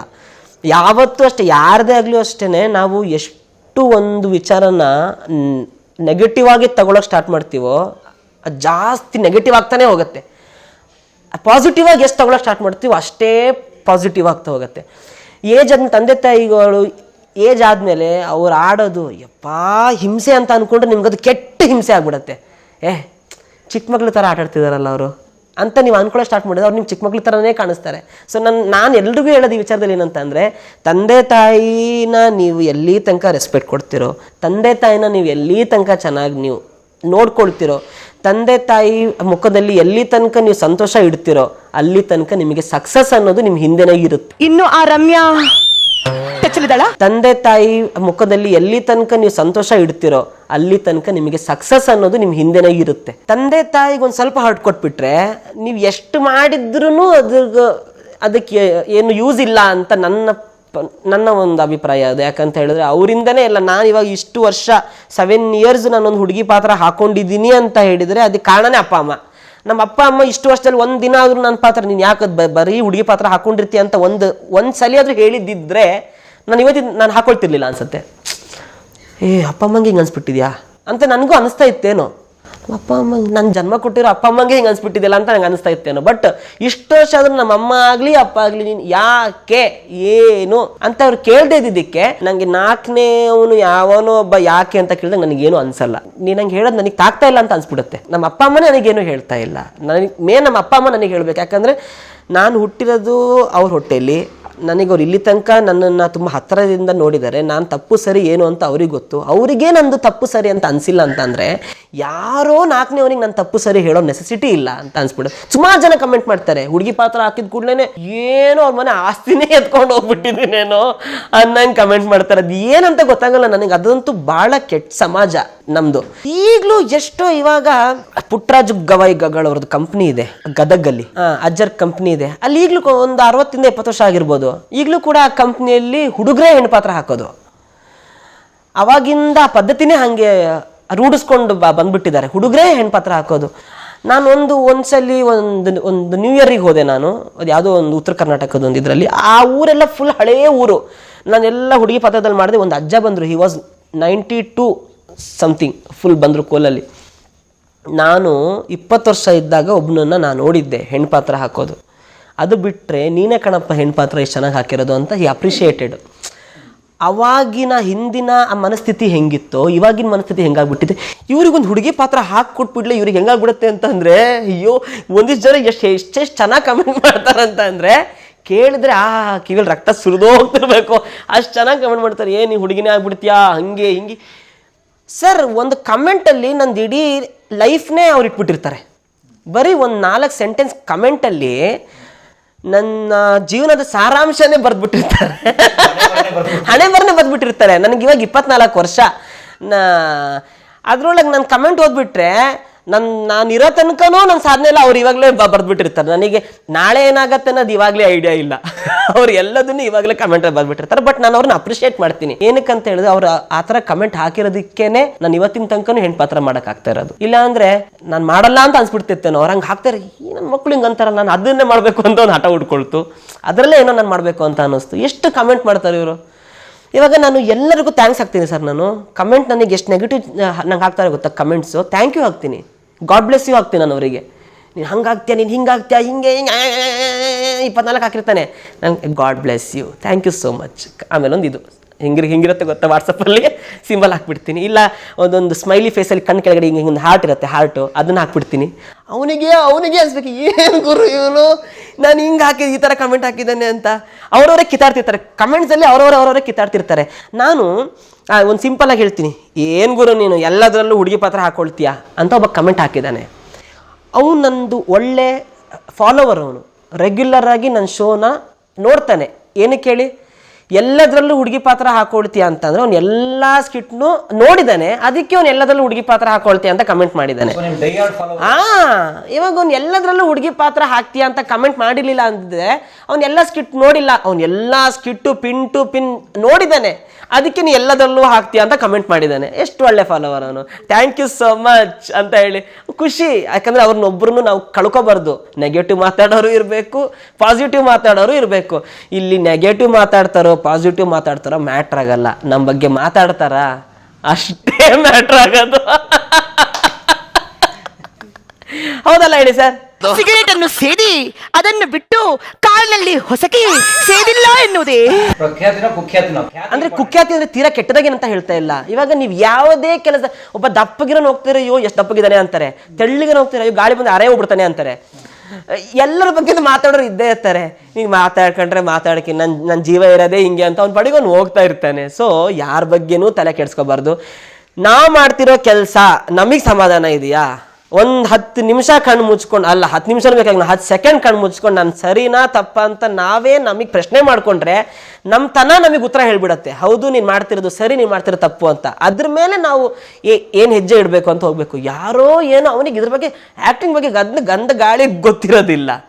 ಆ ವ್ಯಕ್ತಿ ನನಗೆ ಕಮೆಂಟ್ ಮಾಡ್ತಾನೆ ಅಂತ ಅಂದಾಗ ನಾನು ಅದ್ರ ಬಗ್ಗೆ ಕೇರ್ ಮಾಡೋಕ್ಕೋಗಲ್ಲ. ಫಸ್ಟ್ ಆಫ್ ಆಲ್ ನಾನು ಕಮೆಂಟ್ ಬಗ್ಗೆ ಹೇಳಬೇಕಾಗಿತ್ತು, ಹೇಳಿದೆ. ಯಾಕಂದ್ರೆ ಎಷ್ಟೋ ಜನಕ್ಕೆ ನಾನು ನೋಡ್ತೀನಿ ಸರ್, ಹೆಣ್ಮಕ್ಳಿಗಾಗಲಿ ಗಂಡು ಮಕ್ಳಿಗಾಗಲಿ ಒಬ್ಬ ಒಂಚೂರು ಪಾಪ್ಯುಲರ್ ಆಗ್ತಾರೆ ಅಂತ ಅಂದರೆ ಅವ್ರ ಬಗ್ಗೆ ಬರೀ ನೆಗೆಟಿವ್ ಕಮೆಂಟ್ಸ್. ಪಾಪ ಅವರಿಗೇನು ಆದಷ್ಟು ಬೇಗ ನಿಮಗೆಲ್ಲ ಒಳ್ಳೊಳ್ಳೆ ಕೆಲಸಗಳು ಸಿಗಲಿ. ಯಾಕಂದರೆ ಕೆಲಸ ಇಲ್ದಿರೋದ್ರಿಂದ ನೀವು ಆ ಥರ ಎಲ್ಲ ಕಮೆಂಟ್ಗಳು ಮಾಡ್ತೀರಾ ಅಂತ ಒಂದು ಹೇಳ್ಬೋದು. ಅವ್ರಿಗೆ ಅದೊಂದೇ ಕೆಲಸ ಕಮೆಂಟ್ ಮಾಡೋದು. ನನಗೆ ಯಾಕಂದರೆ ಏನಕ್ಕೆ ಇಷ್ಟು ಉದ್ವೇಗವಾಗಿ ನಾನು ಮಾತಾಡ್ತಿದ್ದೀನಿ ಅಂತ ಹೇಳಿದರೆ, ನಾನು ಒಂದ್ಸರಿ ಡಿಪ್ರೆಷನ್ಗೆ ಹೋಗ್ಬಿಟ್ಟಿದ್ದೆ. ಕಮೆಂಟ್ ನೋಡಿ, ಏನು ಹುಡುಗಿನೇ ಆಗ್ಬಿಡ್ತೀಯ ನೀನು, ಆಪ್ರೇಷನ್ ನೀನು ಮಾಡಿಸ್ಕೊಬಿಡು, ಹಂಗೋಗು ಹಿಂಗೋಗು, ಮಣ್ಣು ಮಸಿ 29 ಅದು ಇದು ಹಾಳು ಮೂಳು. ಏನು ಗುರು ನೀನು, ಏಯ್ ಡಿಪ್ರೆಷನ್ ಹೋಗ್ಬಿಟ್ಟಿದ್ದೆ ನಾನು. ಇಲ್ಲ ಮಾಡೋದಿಲ್ಲ ಆ್ಯಕ್ಟಿಂಗ್ ಅಂತ. ಅದೇ ಚಿಕ್ಕಮ್ಮ ಯಾವತ್ತು ನನಗೆ ಹೋಗು ಅಂತ ಕಳಿಸಿದ್ಲು, ಅವಳು ನಂಗೆ ಬಾಯಿಗೆ ಬಂದಂಗೆ ಬೈದ್ಲು. ಹೋಗಿದ್ಯಾ ನೀ ಸುಮ್ಮನೆ ಆ್ಯಕ್ಟ್ ಮಾಡ್ಕೊಂಡು ಬಾ, ಜಾಸ್ತಿ ಮಾತಾಡಬೇಡ. ಹೋಗಿದ್ಮೇಲೆ ಅಚೀವ್ ಮಾಡ್ಕೊಂಡೆ ನೀ ಬರಬೇಕು, ಸುಮ್ಮನೆ ಹೆದರ್ಕೊಂಡು ಬಂದರೆ ಆಗಲ್ಲ ಸರ್. ಏನು ಗೊತ್ತಾ, ಯಾವಾಗಲೂ ಅದೇನೆ, ಮೆಟ್ಲು ಹತ್ತುತ್ತಾ ಸ್ಟಾರ್ಟಿಂಗ್ ಏನು ಹತ್ತುತ್ತಿರ್ತೀವಿ ಗೊತ್ತಾ, ಅದನ್ನ ಎಡು ಬಿಟ್ರೆ ನಾವು ನೆಕ್ಸ್ಟ್ ಹೆಂಗೆ ಹತ್ತಬೇಕು ಅನ್ನೋ ಸ್ವಲ್ಪ ಜಾಗ್ರತೆ ಆಗುತ್ತೆ, ಹುಷಾರಾಗಿ ಹತ್ಬಿಡ್ತೀವಿ. ಅದೊಂದು 100 ಇದೆ ಅಂತ ಅಂದರೆ 98 ತನಕನೂ ಚೆನ್ನಾಗಿ ಹತ್ಬಿಟ್ಟಿರ್ತೀವಿ. 98ರಿಂದ ಏನಾದರೂ ನಾವು ಕೆಳಗೆ ಬಿದ್ದುಬಿಟ್ರೆ ಗಾಬರಿ ಆಗಿಬಿಡುತ್ತೆ, ಇದಾಗಲ್ಲ ಗುರು ಅಂತ. ಬಟ್ ಸ್ಟಾರ್ಟಿಂಗಲ್ಲೇ ಬಿದ್ದುಬಿಟ್ಟಾಗ ಪ್ರಾಕ್ಟೀಸ್ ಆಗಿಬಿಡತ್ತೆ, ಹುಷಾರಾಗಿ ಹೆಜ್ಜೆ ಇಡ್ತಾ ಹೋಗ್ತೀವಿ. ಸೊ 98 ತನಕ ಕಾಯೋ ಅವಶ್ಯಕತೆ ಇಲ್ಲ. ಸ್ಟಾರ್ಟಿಂಗಲ್ಲಿ ಒಂದು 2ರಲ್ಲಿ ಎಡೋತೀರ ಗೊತ್ತಾ, ಆವಾಗಲೇ ಪಾಠ ಕಲ್ತ್ಕೊಂಡ್ಬಿಟ್ರೆ ತುಂಬ ಯೂಸ್ಫುಲ್ ಆಗುತ್ತೆ. ಬಟ್ ನಾನು ಆ ಟೈಮಲ್ಲಿ ಜನ ಅಷ್ಟು ನೆಗೆಟಿವ್ ಕಮೆಂಟ್ಸು, ಏನೇನು ನೆಗೆಟಿವ್ ಕಮೆಂಟ್ಸ್ ಎಲ್ಲ ಮಾತಾಡಿದ್ದು ನನಗೆ ಪರ್ಸ್ನಲಿ ತುಂಬ ಸಹಾಯ ಆಗಿದೆ. ನೀವು ನನ್ನ ಗಂಡನ ಕಾರ್ ರಿಪೇರಿ ಮಾಡಿದ್ರಿ ಅಲ್ಲ? ಹೌದು. ನನ್ನ ಗಂಡನ ಕಾರು ಬ್ರೇಕ್ ಡೌನ್ ಆಗಿತ್ತಲ್ಲ? ಇದುವರೆಗೂ ನನಗೆ ಯಾರ್ಯಾರು ಫುಲ್ ನೆಗೆಟಿವ್ ಆಗಿ ಕಮೆಂಟ್ ಮಾಡಿದಾರೋ ಎಲ್ರಿಗೂ ನಾನು ಕಲಾ ಮಾಧ್ಯಮದ ಮುಖಾಂತರ ಥ್ಯಾಂಕ್ಸ್ ಹೇಳಕ್ಕೆ ಇಷ್ಟಪಡ್ತೀನಿ. ಯಾಕಂದರೆ ನಿಮ್ಮಿಂದನೇ ಇವತ್ತು ನಾನು ರಾಘವೇಂದ್ರ ಆಗಿ ಇಲ್ಲಿ ಕೂತ್ಕೊಂಡಿದ್ದೀನಿ. ಎಲ್ರಿಗೂ. ಆಮೇಲೆ ಇನ್ನೊಂದು ವಿಚಾರ, ಆದಷ್ಟು ಇನ್ನೊಬ್ಬರ ಬಗ್ಗೆ ಒಳ್ಳೆಯದನ್ನ ಹೇಳೋಕ್ಕಾದ್ರೆ ಒಳ್ಳೆಯದನ್ನ ಹೇಳಿ, ಸಪೋರ್ಟ್ ಮಾಡೋಕ್ಕಾದ್ರೆ ಸಪೋರ್ಟ್ ಮಾಡಿ. ನಿಮ್ಮ ಕೈಲಿ ಏನೂ ಆಗಿಲ್ವಾ, ದಯವಿಟ್ಟು ಸುಮ್ಮನೆ ಇದ್ಬೇಡಿ, ಏನು ಮಾಡೋಕ್ಕೆ ಹೋಗಬೇಡಿ. ಇಷ್ಟು ಸರಿ. ಈ ಥರ ನನ್ನ ಜರ್ನಿ ಸ್ಟಾರ್ಟ್ ಆಯಿತು. ಅವಾಗೆಲ್ಲ ಜಡ್ಜಸ್ ಯಾರು ಅಂತೆಲ್ಲ ಕೇಳಿದ್ದು, ಎಸ್ ನಾರಾಯಣ್ ಸರು, ಶ್ರುತಿ ಮೇಡಮ್ ಅಂತ. ಎಸ್ ನಾರಾಯಣ್ ಸರ್, ಶ್ರುತಿ ಮೇಡಮ್. ನಮಗೆ ಆ್ಯಕ್ಟಿಂಗ್ ಯಾರು ಏನು ಐಡಿಯಾನೇ ಇಲ್ಲ. ಫಸ್ಟ್ ನೋಡಿದ್ದೆ ಒಬ್ಬ ಆರ್ಟಿಸ್ಟ್ ಅಂತ ಹೇಳಿದ್ರೆ ನಾನು ದಿಲೀಪ್ ರಾಜ್ ಸರ್ ಅವ್ರನ್ನ. ಅದಾದಮೇಲೆ ನಮ್ಗೆ ಎಸ್ ನಾರಾಯಣ್ ಸರ್ ಅಂತ ಹೇಳಿ, ಇವ್ರನ್ನೆಲ್ಲ ನಾವು ಹತ್ತರಿಂದ ನಾವು ನೋಡ್ತೀವಿ. ಅವಾಗ ನಮ್ಮ ಹತ್ರ ಅವಾಗ ಹೋಗ್ಬೇಕಾದ್ರೆ ಒಂದು ಮೊಬೈಲ್ ತಗೊಂಡು ಹೋಗಿದ್ದೆ ನಾನು. ಅವಾಗ ಲೈಫ್ ಅಂತ ಒಂದು ಹೊಸದಾಗಿ ಜಿಯೋ ಕಂಪ್ನಿಯವರು LYF ಅಂತ ಇತ್ತು, ಆ್ಯಂಡ್ರಾಯ್ಡ್ ಫಸ್ಟು. ಅದು ತಗೊಂಡಿದ್ದೆ ನಾನು ಅವಾಗ, ಕಮ್ಮಿ ರೇಟ್ ಅಂತ ಹೇಳಿ. ಅದು ತಗೊಂಡು ಹೋಗಿದ್ದೆ. ಅದರೊಳಗೆ ಎಷ್ಟು ಫೋಟೋಸ್ ಇತ್ತು ಸರ್, ಅದು ಹೋಯ್ತು ಆ ಮೊಬೈಲು. ಶ್ರುತಿ ಮೇಡಮ್ ಅವರು ಡ್ಯಾನ್ಸ್ ಮಾಡ್ಬೇಕಾರೆ ಕದ್ದೆಲ್ಲ ಫೋಟೋ ತಗೊಂಡಿದ್ದೆ. ಎಕ್ಸ್ಪೀರಿಯನ್ಸ್ ಬರೋದೆಲ್ಲ ಅವಾಗ ಒಂಥರ ಅಲ್ವಾ ನಮಗೆ, ಫಸ್ಟು ಅವ್ರ ಆ್ಯಕ್ಟಿಂಗ್ ನೋಡ್ತಿದ್ದೀವಿ ಹಂಗೆಲ್ಲ. ಸೊ ಅದೊಂಥರ ಚೆನ್ನಾಗಿತ್ತು ಆ ಡೇಸು, ಆ್ಯಕ್ಟು, ಲೈಟು, ಆ ಮೇಕಪ್ಪು, ಜನ ಮಾತಾಡೋದು. ಇವಾಗ ಹಾಗೆ ಕಂಟಿನ್ಯೂ ಆಗಿದೆ. ಇವಾಗ ಹೊಸದಾಗಿ ರಾಘವೇಂದ್ರ ಆಗಿ ನಮ್ಮ ಜಿ ಕನ್ನಡದಲ್ಲಿ ಭರ್ಜರಿ ಬ್ಯಾಚುಲರ್ಸ್ ಅದರಿಂದ ಕಾಣಿಸ್ಕೊಳ್ತಾ ಇದ್ದೀನಿ ರಾಘವೇಂದ್ರನಾಗಿ. ರಾಗಿಣಿ ಅಲ್ಲ, ಕಾಮಿಡಿ ಪೀಸ್. ಮಜಾ ಭಾರತ 4 ಸೀಸನ್ ಆಯಿತು. ಮಜಾ ಭಾರತ ಆಗ್ತಿದ್ದಂಗೆ ಅಂದರೆ ಫಸ್ಟ್ ಸೀಸನ್ ಆಗ್ತಿದ್ದಂಗೆ ಕಾಮಿಡಿ ಟಾಕೀಸ್ ಅಂತ ಒಂದು ಮಾಡಿದ್ರು, ಅದರಲ್ಲೂ ಇದ್ವಿ. ಆಮೇಲೆ ಗಿಚ್ಚಿ ಗಿಲಿ ಗಿಲಿ, ಇವಾಗ ರೀಸೆಂಟಾಗಿ 2 ಸೀಸನ್ ಗಿಚ್ಚಿ ಗಿಲಿ ಗಿಲಿ ಅಂತೂ ಸೂಪರ್ ಹಿಟ್ ಆಯಿತು. ಎಲ್ಲ ಕಡೆ ಎಲ್ಲಿ ಹೋದ್ರೂ ಜನ ಗಿಚ್ಚಿ ಗಿಲಿ ಗಿಲಿ ಹೇಳ್ತಾರೆ. ಗಿಚ್ಚಿ ಗಿಲಿ ಗಿಲಿನೂ ತುಂಬ ಚೆನ್ನಾಗಾಯಿತು.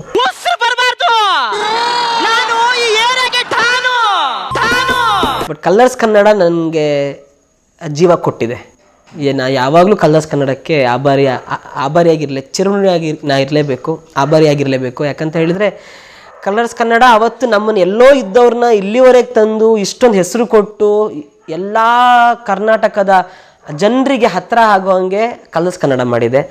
ನಾನು ಇರೋ ತನಕನೂ ಕಲರ್ಸ್ ಕನ್ನಡನ ನಾ ಮರೆಯೋಕ್ಕಾಗೋದೇ ಇಲ್ಲ. ಯಾಕಂತ ಹೇಳಿದರೆ ಕಲರ್ಸ್ ಕನ್ನಡ ನನ್ನ ತವ್ರ ಮನೆ, ರಾಗಿಣಿಯ ತವ್ರ ಮನೆ ಕಲರ್ಸ್ ಕನ್ನಡ. ಆಮೇಲೆ ಇದೆಲ್ಲ ಹೋಗ್ತಾ ಇರೋದೆಲ್ಲ ಗಂಡನ ಮನೆ. ಎಲ್ಲ ಎಲ್ಲೇ ಗಂಡನ ಮನೆಗೆ ಹೋದ್ರೂ ತವ್ರ ಮನೆ ಹಬ್ಬಕ್ಕಂತ ತವ್ರ ಮನೆಗೆ ಹೋಗ್ಲೇಬೇಕಲ್ಲ, ಅದಕ್ಕೆ ತವ್ರ ಮನೆ ಕಲರ್ಸ್ ಕನ್ನಡ.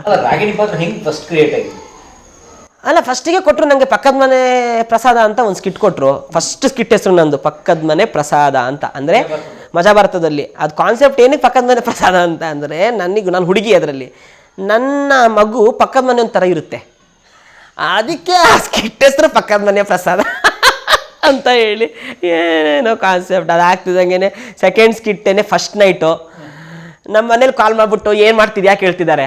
ನಂಗೆ ಅವಾಗ 17 ವರ್ಷ, ನಾನು ಫಸ್ಟಿಗೆ ಮಾಡ್ತಿದ್ದೀನಿ ಅಂತ ಹೇಳೋಕ್ಕಾಗತ್ತಾ?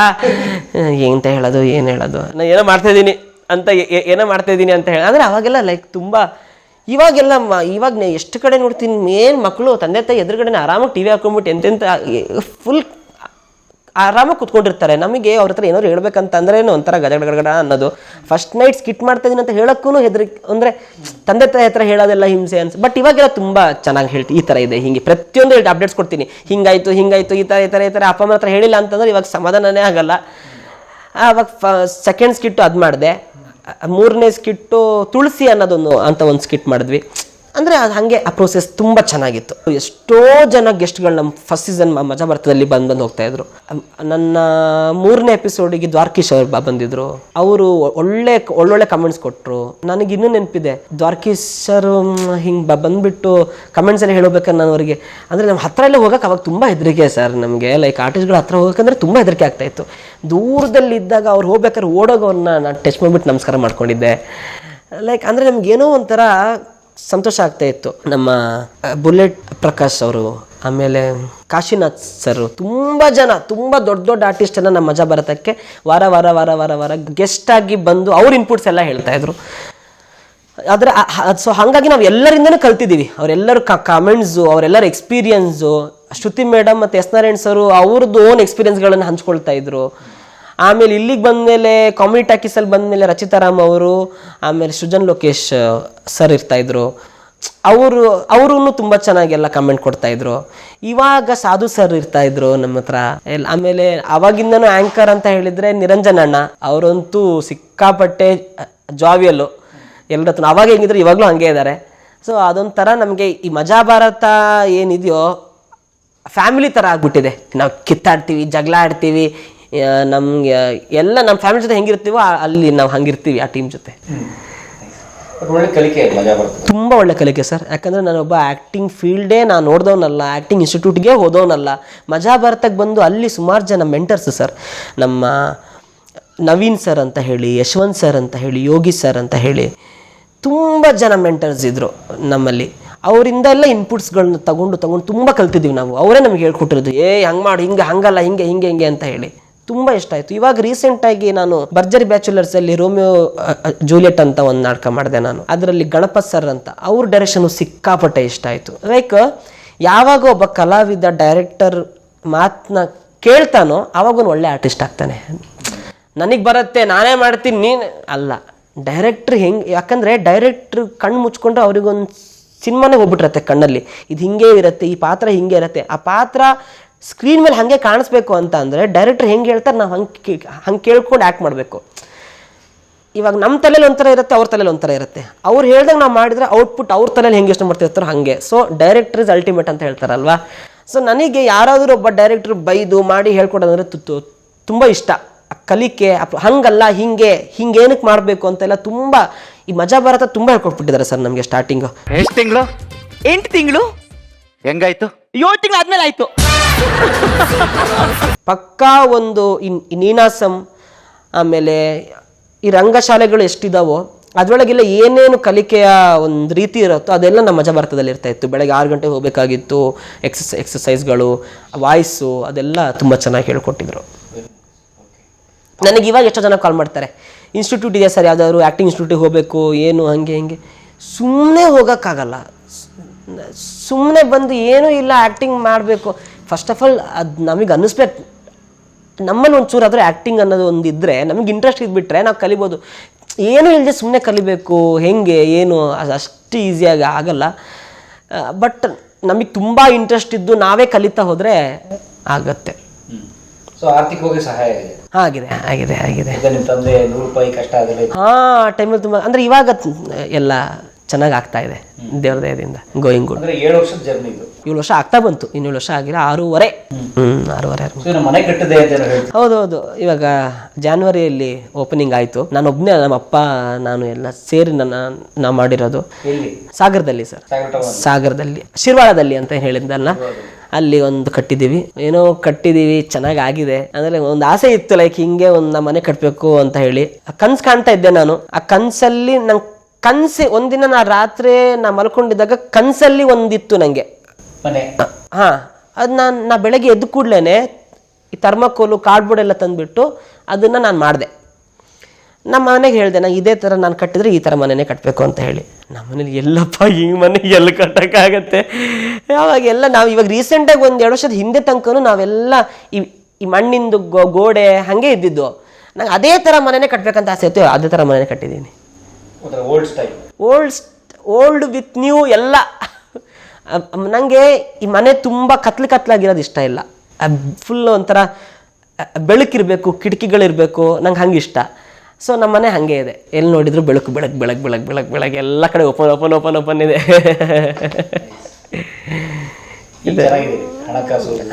ಎಲ್ಲ ಚೆನ್ನಾಗಿದೆ, ಏನ್ ತೊಂದರೆ ಇಲ್ಲ ಸರ್, ಏನ್ ತೊಂದರೆ ಇಲ್ಲ. ಅವಕಾಶಗಳು ಚೆನ್ನಾಗಿ ಸಿಗ್ತಾ ಇದೆ. ಎಷ್ಟು ಜನ ಏನಕ್ಕೆ ಕರೀಲಿಕ್ಕೆ ಹೆದರ್ತಾರೆ ಅಂತ ಅಂದ್ರೆ, ಈ ಯೂಟ್ಯೂಬಲ್ಲಿ ನನ್ನ ಬಗ್ಗೆ ಹಾಕ್ತಾರೆ ಸರ್ ಕೆಲವೊಬ್ರು.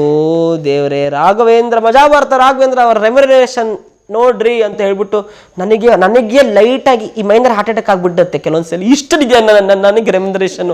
ಅಷ್ಟಿದ್ ಬಿಟ್ಟಿದ್ದಿದ್ರೆ ನಾನು ಅಂತ ಮನೆ ಬೆಂಗಳೂರಲ್ಲೇ ತಗೊಂಡ್ಬಿಡ್ತಾ ಇದ್ದೆ, ಒಂದು 4-5. ಸೊ ನಾನು ಹೇಳೋದು, ಸುಮ್ಮನೆ ರೂಮರ್ಸ್ಗಳು ಏನೇನಕ್ಕೂ ಹೇಳ್ಬೇಡಿ. ಕಲಾವಿದರಿಗೆ ತುಂಬ ಸಮಸ್ಯೆ ಆಗುತ್ತೆ ಆ ಟೈಮಲ್ಲಿ. ಯಾರು ಇವಾಗ ಕರಿಬೇಕು ಅಂತ ಅನ್ಕೊಂಡಿರೋ, ಬಿಡಪ್ಪ ಅವ್ನ ಹತ್ರ ಹೋಗೋಕ್ಕಾಗಲ್ಲ, ಅಷ್ಟು ರೆಮ್ಯುನರೇಷನ್ ಇದೆ ಅಂತ ಹೇಳಿ. ಫಸ್ಟ್ ಕಲಾವಿದರಿಗೆ ಕಾಲ್ ಮಾಡಿ ಕೇಳ್ಕೊಳ್ಳಿ ಅವ್ರದ್ದು ಏನಿರುತ್ತಾ ಅಂತ. ಯಾವುದೋ ಒಂದು ಇದ್ರೊಳಗೆ ನೀವು ನೋಡಿ ಅವ್ರದ್ದು ಇಷ್ಟು ಇರ್ಬೋದು ಅಂತ ಅಲ್ಲಿಗೆ ಇದು ಮಾಡೋದು ಚೆನ್ನಾಗಿರಲ್ಲ. ಬಟ್ ಸಿಗ್ತಾ ಇದೆ, ಆಪರ್ಚುನಿಟೀಸ್ಗಳೆಲ್ಲ ಚೆನ್ನಾಗಿ ಸಿಗ್ತಾ ಇದೆ, ಚೆನ್ನಾಗಿ ಮಾಡ್ತಾ ಇದ್ದೀನಿ. ನಿರಂತರ ಕೆಲಸ ಇದೆ. ಒಂದು ಬಿಟ್ಟು ಒಂದು ಹೆಂಗೋ. ನಾನು ಇವಾಗ ಒಂದೇನೋ ಎಂಡ್ ಆಗ್ತಿದ್ದಂಗೆ ನೆಕ್ಸ್ಟ್ ಏನು ಅಂತ ಅನ್ಕೊಳ್ಳೋ ಅಷ್ಟೆಲ್ಲ ಏನೋ ಒಂದು ಸಿಗುತ್ತೆ, ಹಂಗೆ ಆಗ್ತಾ ಹೋಗ್ತಾ ಇದೆ. ಸೊ ನನಗೆ ಇಂಥದ್ದೇ ಬೇಕು, ಹೀಗೆ ಬೇಕು ಅಂತಿಲ್ಲ, ಏನಿಲ್ಲ ಸರ್. ನಾನು ಇವಾಗಲೂ ಅಷ್ಟೇ, ನಾನು ಇರೋ ತನಕನೂ ಆ್ಯಕ್ಟಿಂಗೇ ಮಾಡ್ತೀನಿ, ಆ್ಯಕ್ಟಿಂಗೇ ಬೇಕು. ಲೈಕ್ ನನಗೆ ಹಂಗೆ ಇಲ್ಲವೇ ಇಲ್ಲ ಯಾವಾಗ್ಲೂ. ಮಾಡಲೇ ಅಂದರೆ ನಂಗೆ ಆ್ಯಕ್ಟಿಂಗ್ ಇಷ್ಟ. ಆ್ಯಕ್ಟಿಂಗ್ ಅಂದ್ರೆ ನನಗೆ ದೇವರು.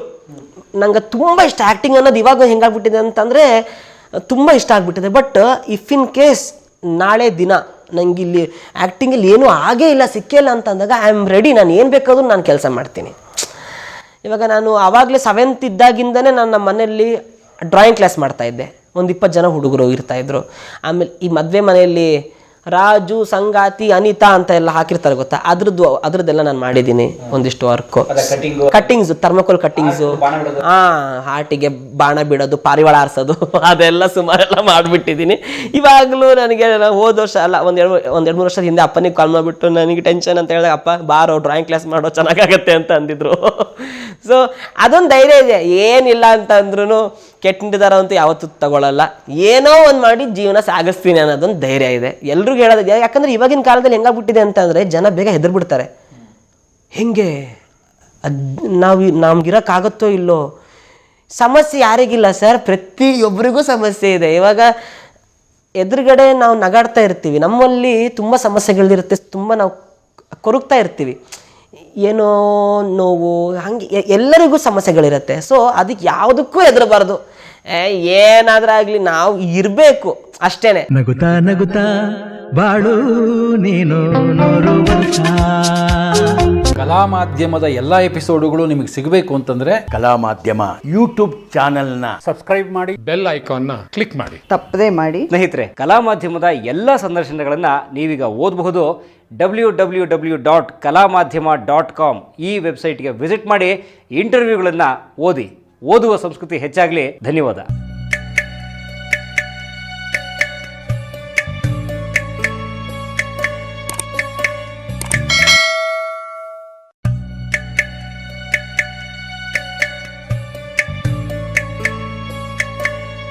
ನೀವಿಂತ ಸೆಕೆಂಡಿಗೂ ಸದಾರಾಮೆ ಆಟ ಆಡೋ ಚಿಲ್ಲರ್ ಅಂತ ಗೊತ್ತಿದ್ರೆ ನಾನು ನಿಮ್ಮನ್ನ ಮದ್ವೆನೇ ಆಗ್ತಿರ್ಲಿಲ್ಲ. ಪ್ರೀತಿ, ಪ್ರೇಮ, ಪ್ರಣಯ ಇನ್ನೂ ಆಗಿಲ್ಲ ಸರ್. ತುಂಬಾ ಜನ ಪ್ರಪೋಸ್ ಮಾಡ್ತಾರೆ. ಹುಡುಗಿಯ ಪಾಠ ಹಾಕೊಂಡಿದ್ದಾಗ ಹುಡುಗರು ಪ್ರಪೋಸಲ್ ಬರುತ್ತೆ. ಇವಾಗ ನಾನು ಈ ಭರ್ಜರಿ ಬ್ಯಾಚುಲರಿಗೆ ಹೋಗಿದ್ದೀನಿ ಗೊತ್ತಾ, ಇವಾಗ ಹುಡುಗಿರು ತುಂಬಾ ಜನ ಪ್ರಪೋಸ್ ಮಾಡ್ತಾರೆ. ಹೀರೋ ಮಾಡ್ತೀನಿ ಅಂತ ಹೇಳಿದಾರೆ, ಬಟ್ ನಾನು ಒಪ್ಕೊಂಡಿಲ್ಲ ಸರ್.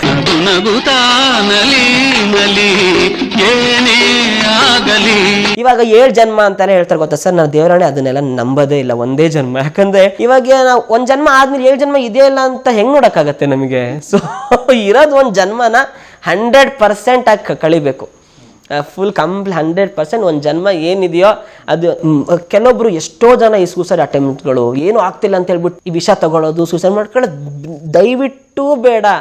ಎಷ್ಟೋ ಜನ ಇವಾಗ ಈ ಫುಟ್ಪಾತಲ್ಲಿ ಇರೋರನ್ನೇ ಎಷ್ಟೊಂದು ಆರಾಮಾಗಿರ್ತಾರೆ, ನೆಮ್ಮದಿಯಾಗಿರ್ತಾರೆ. ಕೆಲಸಗಳಂತೂ ಇವಾಗಿನ ಕಾಲದಲ್ಲಿ ಏನು ಕೆಲಸ ಮಾಡಿ ಆದ್ರೂ ಜೀವನ ಸಾಗಿಸ್ಬೋದು.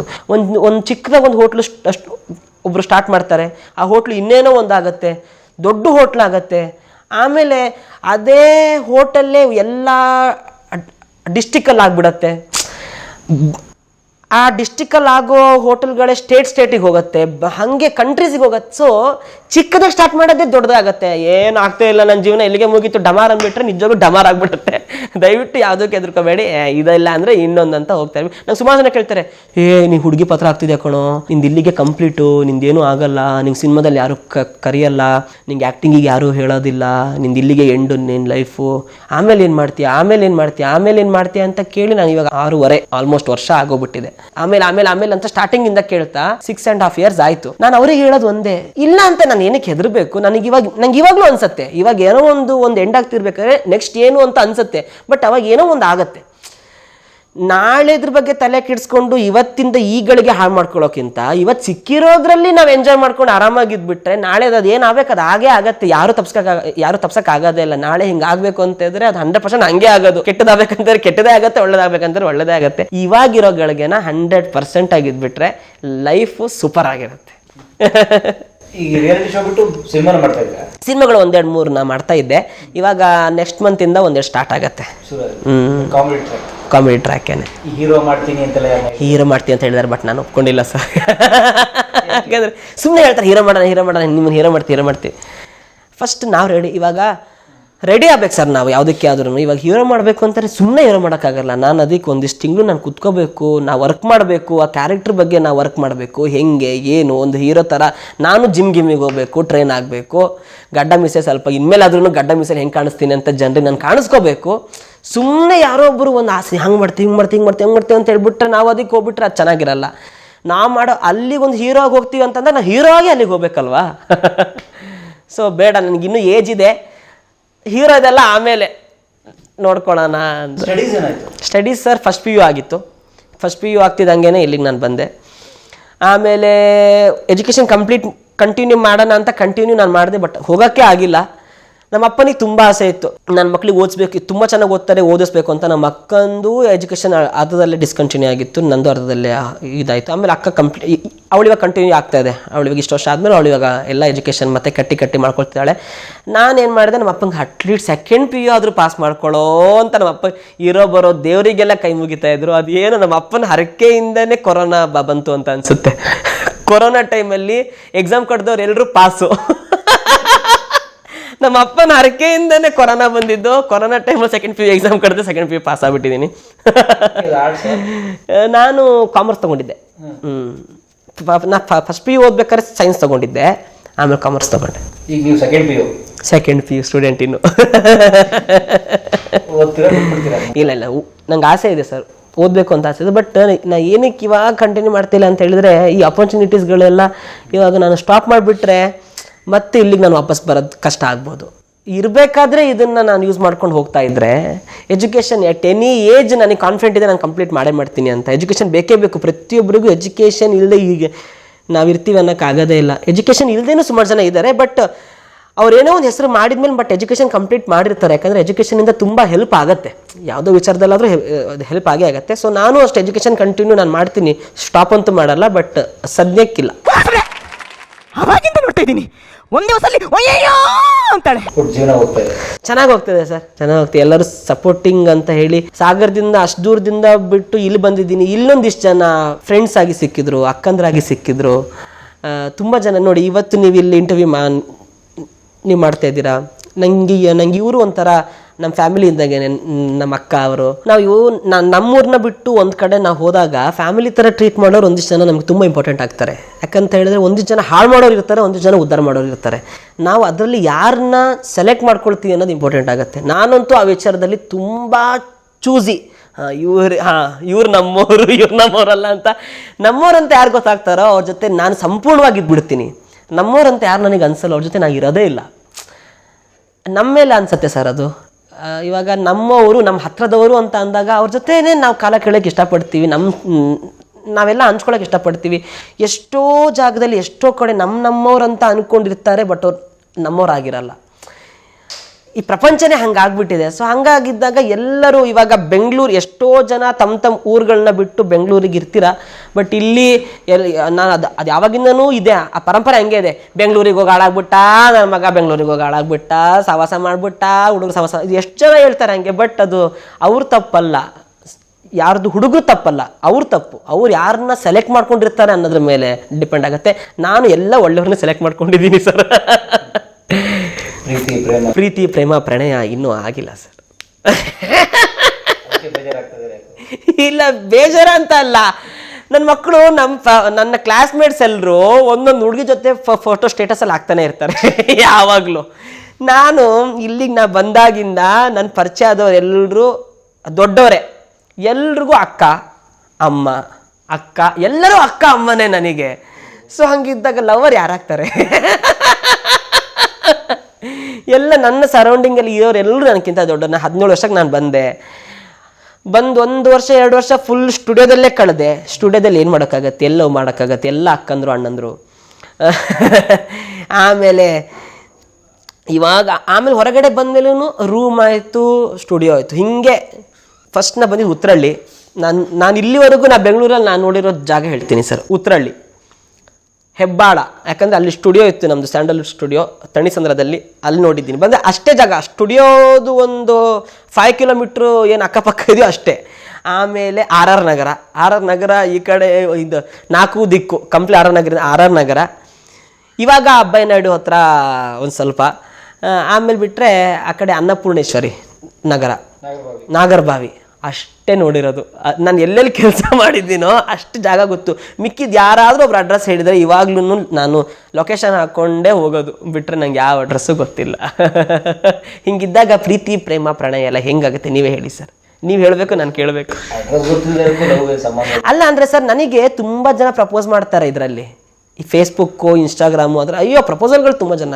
ಹುಡುಗಿಯ ಪಾಠ ಹಾಕೊಂಡಿದ್ದಾಗ ಹುಡುಗರು ಪ್ರಪೋಸಲ್ ಬರುತ್ತೆ.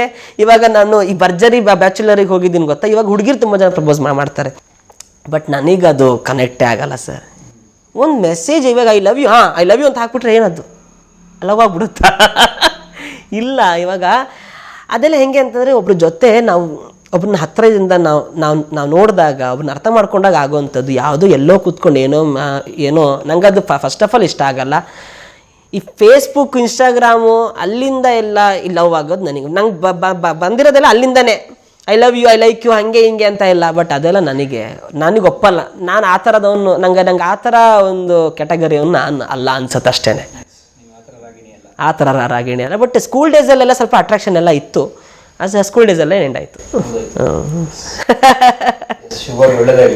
Thank you sir, thank you so much. ನನಗೂ ತುಂಬ ಸಂತೋಷ ಆಯಿತು. ಯಾಕಂತ ಹೇಳಿದರೆ, ಇಷ್ಟು ದಿನ ನಾನು ನೋಡ್ತಿರ್ತಕ್ಕಂಥ ಒಂದು ಚಾನಲ್ ಇದು ಕಲಾ ಮಾಧ್ಯಮ. ನಿಜವಾಗ್ಲೂ ಆ ಹೆಸರೇ ತುಂಬ ಚೆನ್ನಾಗಿದೆ ಸರ್, ಕಲಾ ಮಾಧ್ಯಮ. ಯಾಕಂತ ಎಷ್ಟು ಜನರ ಇಂಟರ್ವ್ಯೂ ನಮ್ಮ ಅಂದರೆ ಲೈಕ್ ನೀವು ಕಲ್ಪನಾ ಅವ್ರದ್ದೊಂದು ಇಂಟರ್ವ್ಯೂ ನೀವು ಮಾಡಿದ್ರಿ ಸ್ಟಾರ್ಟಿಂಗಲ್ಲಿ, ಅವ್ರ ಸಮಾಧಿ ಹತ್ರ ಎಲ್ಲ. ಫ್ರೆಂಡ್ಸ್, ಇಲ್ಲಿ ಬರೆದಿದ್ದಾರೆ, ಮಿನುಗುತ್ತಾರೆ ಇಲ್ಲಿ ಮಲಗಿದ್ದಾರೆ, ಮಿನುಗುತ್ತಾರೆ ಇಲ್ಲಿ ಮಲಗಿದ್ದಾರೆ. ಅಲ್ಲಿಂದನೂ ನಾನು ನೋಡ್ತಾ ಇದ್ದೀನಿ ಪ್ರತಿಯೊಂದು ಇನ್ ಡೀಟೇಲಾಗಿ. ಅಂದರೆ ಒಂದೊಂದು ಕಡೆ ಹೋಗ್ಲಿಕ್ಕೆ ಆಗದೆ ಇರೋ ಕಡೆ ಯಾರ್ಯಾರು ಏನೇನು ಹೇಳಲಿಕ್ಕೆ ಪ್ರಯತ್ನ ಪಡಲ್ವೋ ಅದನ್ನ ಇಲ್ಲಿ ಆಗತ್ತೆ, ಈ ಕಲಾ ಮಾಧ್ಯಮದಲ್ಲಿ ಆಗತ್ತೆ. ಮಂಜುಳಾ ಅಮ್ಮ ಅವ್ರದ್ದು ನೀವು ಮಾಡಿದ್ರಿ. ಸೊ ಅದೆಲ್ಲ ನನಗೆ ತುಂಬ ಇನ್ಸ್ಪೈರಿಂಗ್ ಆಗಿತ್ತು. ಇವತ್ತು ಕಲಾ ಮಾಧ್ಯಮದಲ್ಲಿ ನಾನು ಕೂತ್ಕೊಂಡು ಒಂದು ಇಂಟರ್ವ್ಯೂಯಲ್ಲಿ ನಾನು ಭಾಗಿಯಾಗಿದ್ದೀನಿ ಅಂತ ಹೇಳೋದಕ್ಕೆ ಸಂತೋಷ ಆಗ್ತಾ ಇದೆ. ಅದಕ್ಕಿಂತ ಹೆಚ್ಚಾಗಿ ನೀವು ಇಷ್ಟೊತ್ತು ಈ ಮಳೆಯಲ್ಲಿ ನೆನ್ಕೊಂಡು ನನಗೋಸ್ಕರ ಬಂದು ಇಂಟರ್ವ್ಯೂ ಮಾಡ್ತಿದ್ದೀರಾ ಅನ್ನೋದೊಂದು ಸಂತೋಷ ಆಗ್ತಾ ಇದೆ. ಆ್ಯಂಡ್ ನಿಮ್ಮ ಹತ್ರ ನಾನು ಮಾತಾಡ್ತಾ ಫಸ್ಟ್ ಟೈಮ್ ಎಮೋಷ್ನಲ್ ಆಗಿಬಿಟ್ಟೆ. ಅದಕ್ಕೊಂದು ನಿಮ್ಮ ಕ್ಯಾಮ್ರಾದಲ್ಲಿ ಏನೋ ಒಂದು ಇದೆ, ಅದೇನು ಅಂತ ಆಮೇಲೆ ಕಂಡು ಹಿಡ್ಕೊಳ್ಳಿ. ಯಾಕಂದರೆ ಇವತ್ತಿನಂಗೆ ಎಲ್ಲೂ ಎಮೋಷ್ನಲ್ ಆಗಿಲ್ಲ. So thank you so much. ನನಗೆ ತುಂಬ ಸಂತೋಷ ಆಗಿದೆ. ಕಲಾ ಮಾಧ್ಯಮನ ಎಲ್ಲರೂ ಫಾಲೋ ಮಾಡಿ, ಲೈಕ್ ಮಾಡಿ, ಶೇರ್ ಮಾಡಿ.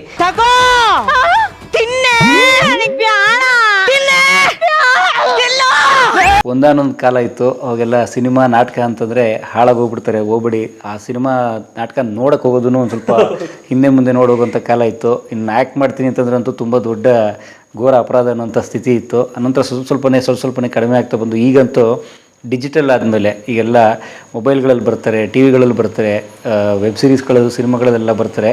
ಸೊ ಹಾಗಾಗಿ ಅಪ್ಪ ಅಮ್ಮಂದ್ರಿಗೂ ಕೂಡ ಒಂದು ಹೊಸ ಆಸೆ, ಬಯಕೆ, ಕನಸು ಏನು ಅಂತಂದರೆ ನನ್ನ ಮಗ ಅಥವಾ ಮಗಳು ಕೂಡ ಅಲ್ಲಿ ಬಂದರೆ ನಮ್ಮ ಸಂಬಂಧಿಕರು ನಾನು ನೋಡಿದೆ ಕಣೆ ನಿನ್ನ ಮಗಳನ್ನ, ನಾವು ಮಗನ್ನ ಅಂತಂದರೆ ಅನ್ನೋ ಥರದೆಲ್ಲ ಇದೆ. ಸೊ ಹಾಗಾಗಿ ಇವಾಗ ಪೇರೆಂಟ್ಸ್ ಕೂಡ ತುಂಬ ಒತ್ತಾಸೆ ಇಟ್ಟು ತಮ್ಮ ಮಕ್ಕಳನ್ನ ಕಲೆಯ ಪ್ರಕಾರಕ್ಕೆ ಕಳಿಸ್ತಿದ್ದಾರೆ. ಅದಕ್ಕೆ ಇನ್ನೊಂದು ಉದಾಹರಣೆ ನಮ್ಮ ರಾಘವೇಂದ್ರ ಆರ್ಕೆ ಅಥವಾ ರಾಘು ಅಥವಾ ರಾಗಿಣಿ ಅವರು. ಸೊ ಹಾಗಾಗಿ ಅವ್ರು ನೋಡಿ ಅವ್ರು PUC ಓದ್ಬೇಕಾದ್ರೆ ಅವ್ರ ತಂದೆ ತಾಯಿ ಸಪೋರ್ಟ್ ಮಾಡಿ ಒಬ್ಬನೇ ಮಗ, ಹೌದು, ಅಕ್ಕ ಇದ್ದಾಳೆ, ಅದೇ ಇನ್ನು ಗಂಡು ಮಗ ಒಬ್ಬರನ್ನೇ. ಸೊ ಹಾಗಾಗಿ ಅವ್ರು ಕಳಿಸಿದ್ದಾರೆ, ಹೋಗು ನಿನ್ನ ಕನಸನ್ನ ನೀನು ಈಡೇರಿಸ್ಕೊ ಅಂತ. ಬಹುಶಃ ಒಳ್ಳೆ ನಿರ್ಧಾರ ಅದು ಅವ್ರ ತಂದೆ ತಾಯಿದು. ಸೊ ಹಾಗಾಗಿ ಅವರು ಅನ್ಕೊಂಡಿದ್ದು ಸುಳ್ಳು ಮಾಡಲಿಲ್ಲ, ಅದು ಒಳ್ಳೆ ಮಗ ಆ ಕಾರಣಕ್ಕೆ ಸುಳ್ಳು ಮಾಡಿಲ್ಲ ಅವರು. ಸೊ ರಾಘವೇಂದ್ರ ಆರ್ಕೆ ಅವ್ರಿಗೆ ಒಳ್ಳೇದಾಗಲಿ. ನಾವು ಅವ್ರನ್ನ ಇವತ್ತು ಭೇಟಿಯಾಗಿ ತುಂಬ ಸಂತೋಷ ಆಯ್ತು ನಮಗೆ. ನಾವು ನೋಡ್ತಿದ್ವಿ, ಅಂದರೆ ತುಂಬ ಜನ ನಮಗೆ ಕಲಾ ಮಾಧ್ಯಮಕ್ಕೆ ಹೇಳ್ತಾರೆ, ಪರಮ್ ಅವರೇ ನೀವು ದೊರೆ ಭಗವಂತರದ ಹಿರಿಯರ ಸಂದರ್ಶನ ಎಲ್ಲ ಮಾಡ್ತಾ ಇದ್ದಿದ್ದು ಏನಿದು, 40-50 ವರ್ಷ ಎಕ್ಸ್ಪೀರಿಯನ್ಸ್ ಇರೋರು ಮಾಡ್ತಾ ಇದ್ದೀವಿ, ಈಗ 4-5 ವರ್ಷ ಎಕ್ಸ್ಪೀರಿಯನ್ಸ್ ಇರೋರು ಬಂದ್ರಲ್ಲ ಹಾಗೆ ಹೀಗೆ ಅಂತ. ಆದರೆ ಅವ್ರ ಬದುಕಿನಲ್ಲೂ ಕಲಿಯೋಕ್ಕಿದೆ, ಇವ್ರ ಬದುಕಿನಲ್ಲೂ ಕಲಿಯೋಕ್ಕೆ ಸಾಕಷ್ಟಿದೆ. ಯಾಕಂದರೆ ಅವರು ಆಗ ಹೇಗೆ ಕೆಲಸ ಮಾಡಿದ್ರು ಅಂತ ಗೊತ್ತಾಗುತ್ತೆ, ಇವರು ಈಗ ಹೇಗೆ ಕೆಲಸ ಮಾಡ್ತಾರೆ ಅಂತ ನಮಗೆ ಗೊತ್ತಾಗುತ್ತೆ. ಎರಡೂ ಕಲಿಕೆನೆ. ಹಾಗಾಗಿ ಇವರು ಕೂಡ ಹೋರಾಟ ಮಾಡಿ ಬದುಕು ಕಟ್ಕೊಟ್ರುವಂಥವ್ರು. 24-25 ಬಹುಶಃ ಆವಾಗ ಡಬಲ್ ಡಿಗ್ರಿ ಮಾಡಿ ಕೆಲಸ ಹುಡುಕ್ತಿರ್ತಾರೆ. ಸೊ ಇವರು ಹೇಳಿದಾಗೆ ಒಂದು ತಂದೆಯ ಸಹಯೋಗದಲ್ಲಿ ಒಂದು ಮನೆಯೇ ಕಟ್ಟಿದ್ದಾರೆ. ಶುಭವಾಗಲಿ, ತುಂಬ ದೊಡ್ಡ ಕೆಲಸ ಅದು. ಸೊ ಹಾಗಾಗಿ ಶುಭವಾಗಲಿ ಅಂತ ಕೇಳ್ಕೊತೀನಿ. ಈ ರೀತಿ ಹೊಸ ಪ್ರಕಾರಗಳಲ್ಲಿ ಹೊಸ ಕಲೆಯ ಪ್ರಕಾರಗಳಲ್ಲಿ ಕೆಲಸ ಮಾಡ್ತಿರೋರಿಗೆಲ್ರಿಗೂ ಒಳ್ಳೆಯದಾಗಲಿ ಅಂತ ಕೇಳ್ಕೊತಾ, ನಮ್ಮ ರಾಘವೇಂದ್ರ ಅವ್ರದ್ದೊಂದು ಹೊಸ ಕೆಲಸ ಇದೆ, ಒಂದು ಹೊಸ ಸಾಹಸ ಇದೆ. ಅದು ಯೂಟ್ಯೂಬ್ ಚಾನಲ್. ಅವರು ಕೂಡ ಒಂದು ಯೂಟ್ಯೂಬ್ ಚಾನಲ್ ಮಾಡಿದ್ದಾರೆ, ರಾಘು ರಾಗಿಣಿ ಅಂತ ಹೇಳಿ. ಸೊ ರಾಗಿಣಿ ಎಲ್ಲೋದ್ರೂ ಅವ್ರ ಬೆನ್ ಬಿಡ್ತಾ ಇಲ್ಲ, ರಾಗಿಣಿ ಒಳಗೆ ಇದ್ದಾರೆ ಅವ್ರಿಗೆ.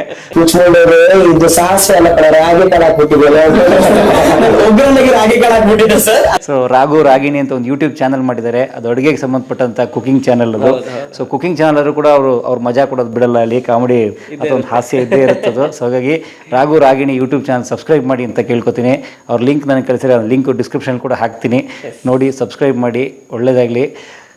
ಚೆನ್ನಾಗಿ ಕೆಲಸ ಮಾಡ್ತಾರೆ ಎಲ್ಲ ಕಲಾವಿದರ ಮೇಲೂ ನಿಮ್ಮ ಆಶೀರ್ವಾದ ಇರಲಿ. Thank you sir. Thank you sir, thank you so much, ತುಂಬ ಖುಷಿ. ಥ್ಯಾಂಕ್ ಯು, ನಮಸ್ತೆ. ನಗುತ್ತಾ ನಗುತ್ತಾ ಬಾಳು ನೀನು 100 ವರ್ಷ. ಎಲ್ಲರೂ ಕಲಾ ಮಾಧ್ಯಮ ನೋಡಿ, ಸಬ್ಸ್ಕ್ರೈಬ್ ಮಾಡಿ, ಗಂಟೆ ಬಡಿ, ಅಷ್ಟೇ. ಈ ವಿಡಿಯೋ ನೋಡಿದ್ದಕ್ಕೆ ನಿಮಗೆ ತುಂಬ ಧನ್ಯವಾದಗಳು. ಪುಸ್ತಕಗಳನ್ನು ಓದು ಮನಸ್ಸನ್ನು ಅರಳಿಸುತ್ತೆ, ಬುದ್ಧಿಯನ್ನು ಚುರುಕು ಮಾಡುತ್ತೆ, ಕಾಣದ ಹೊಸ ಲೋಕವನ್ನು ಪರಿಚಯಿಸುತ್ತೆ. ಹಾಗಾಗಿ ಓದುವ ಸಂಸ್ಕೃತಿ ಹೆಚ್ಚಾಗ್ಲಿ. ಧನ್ಯವಾದ.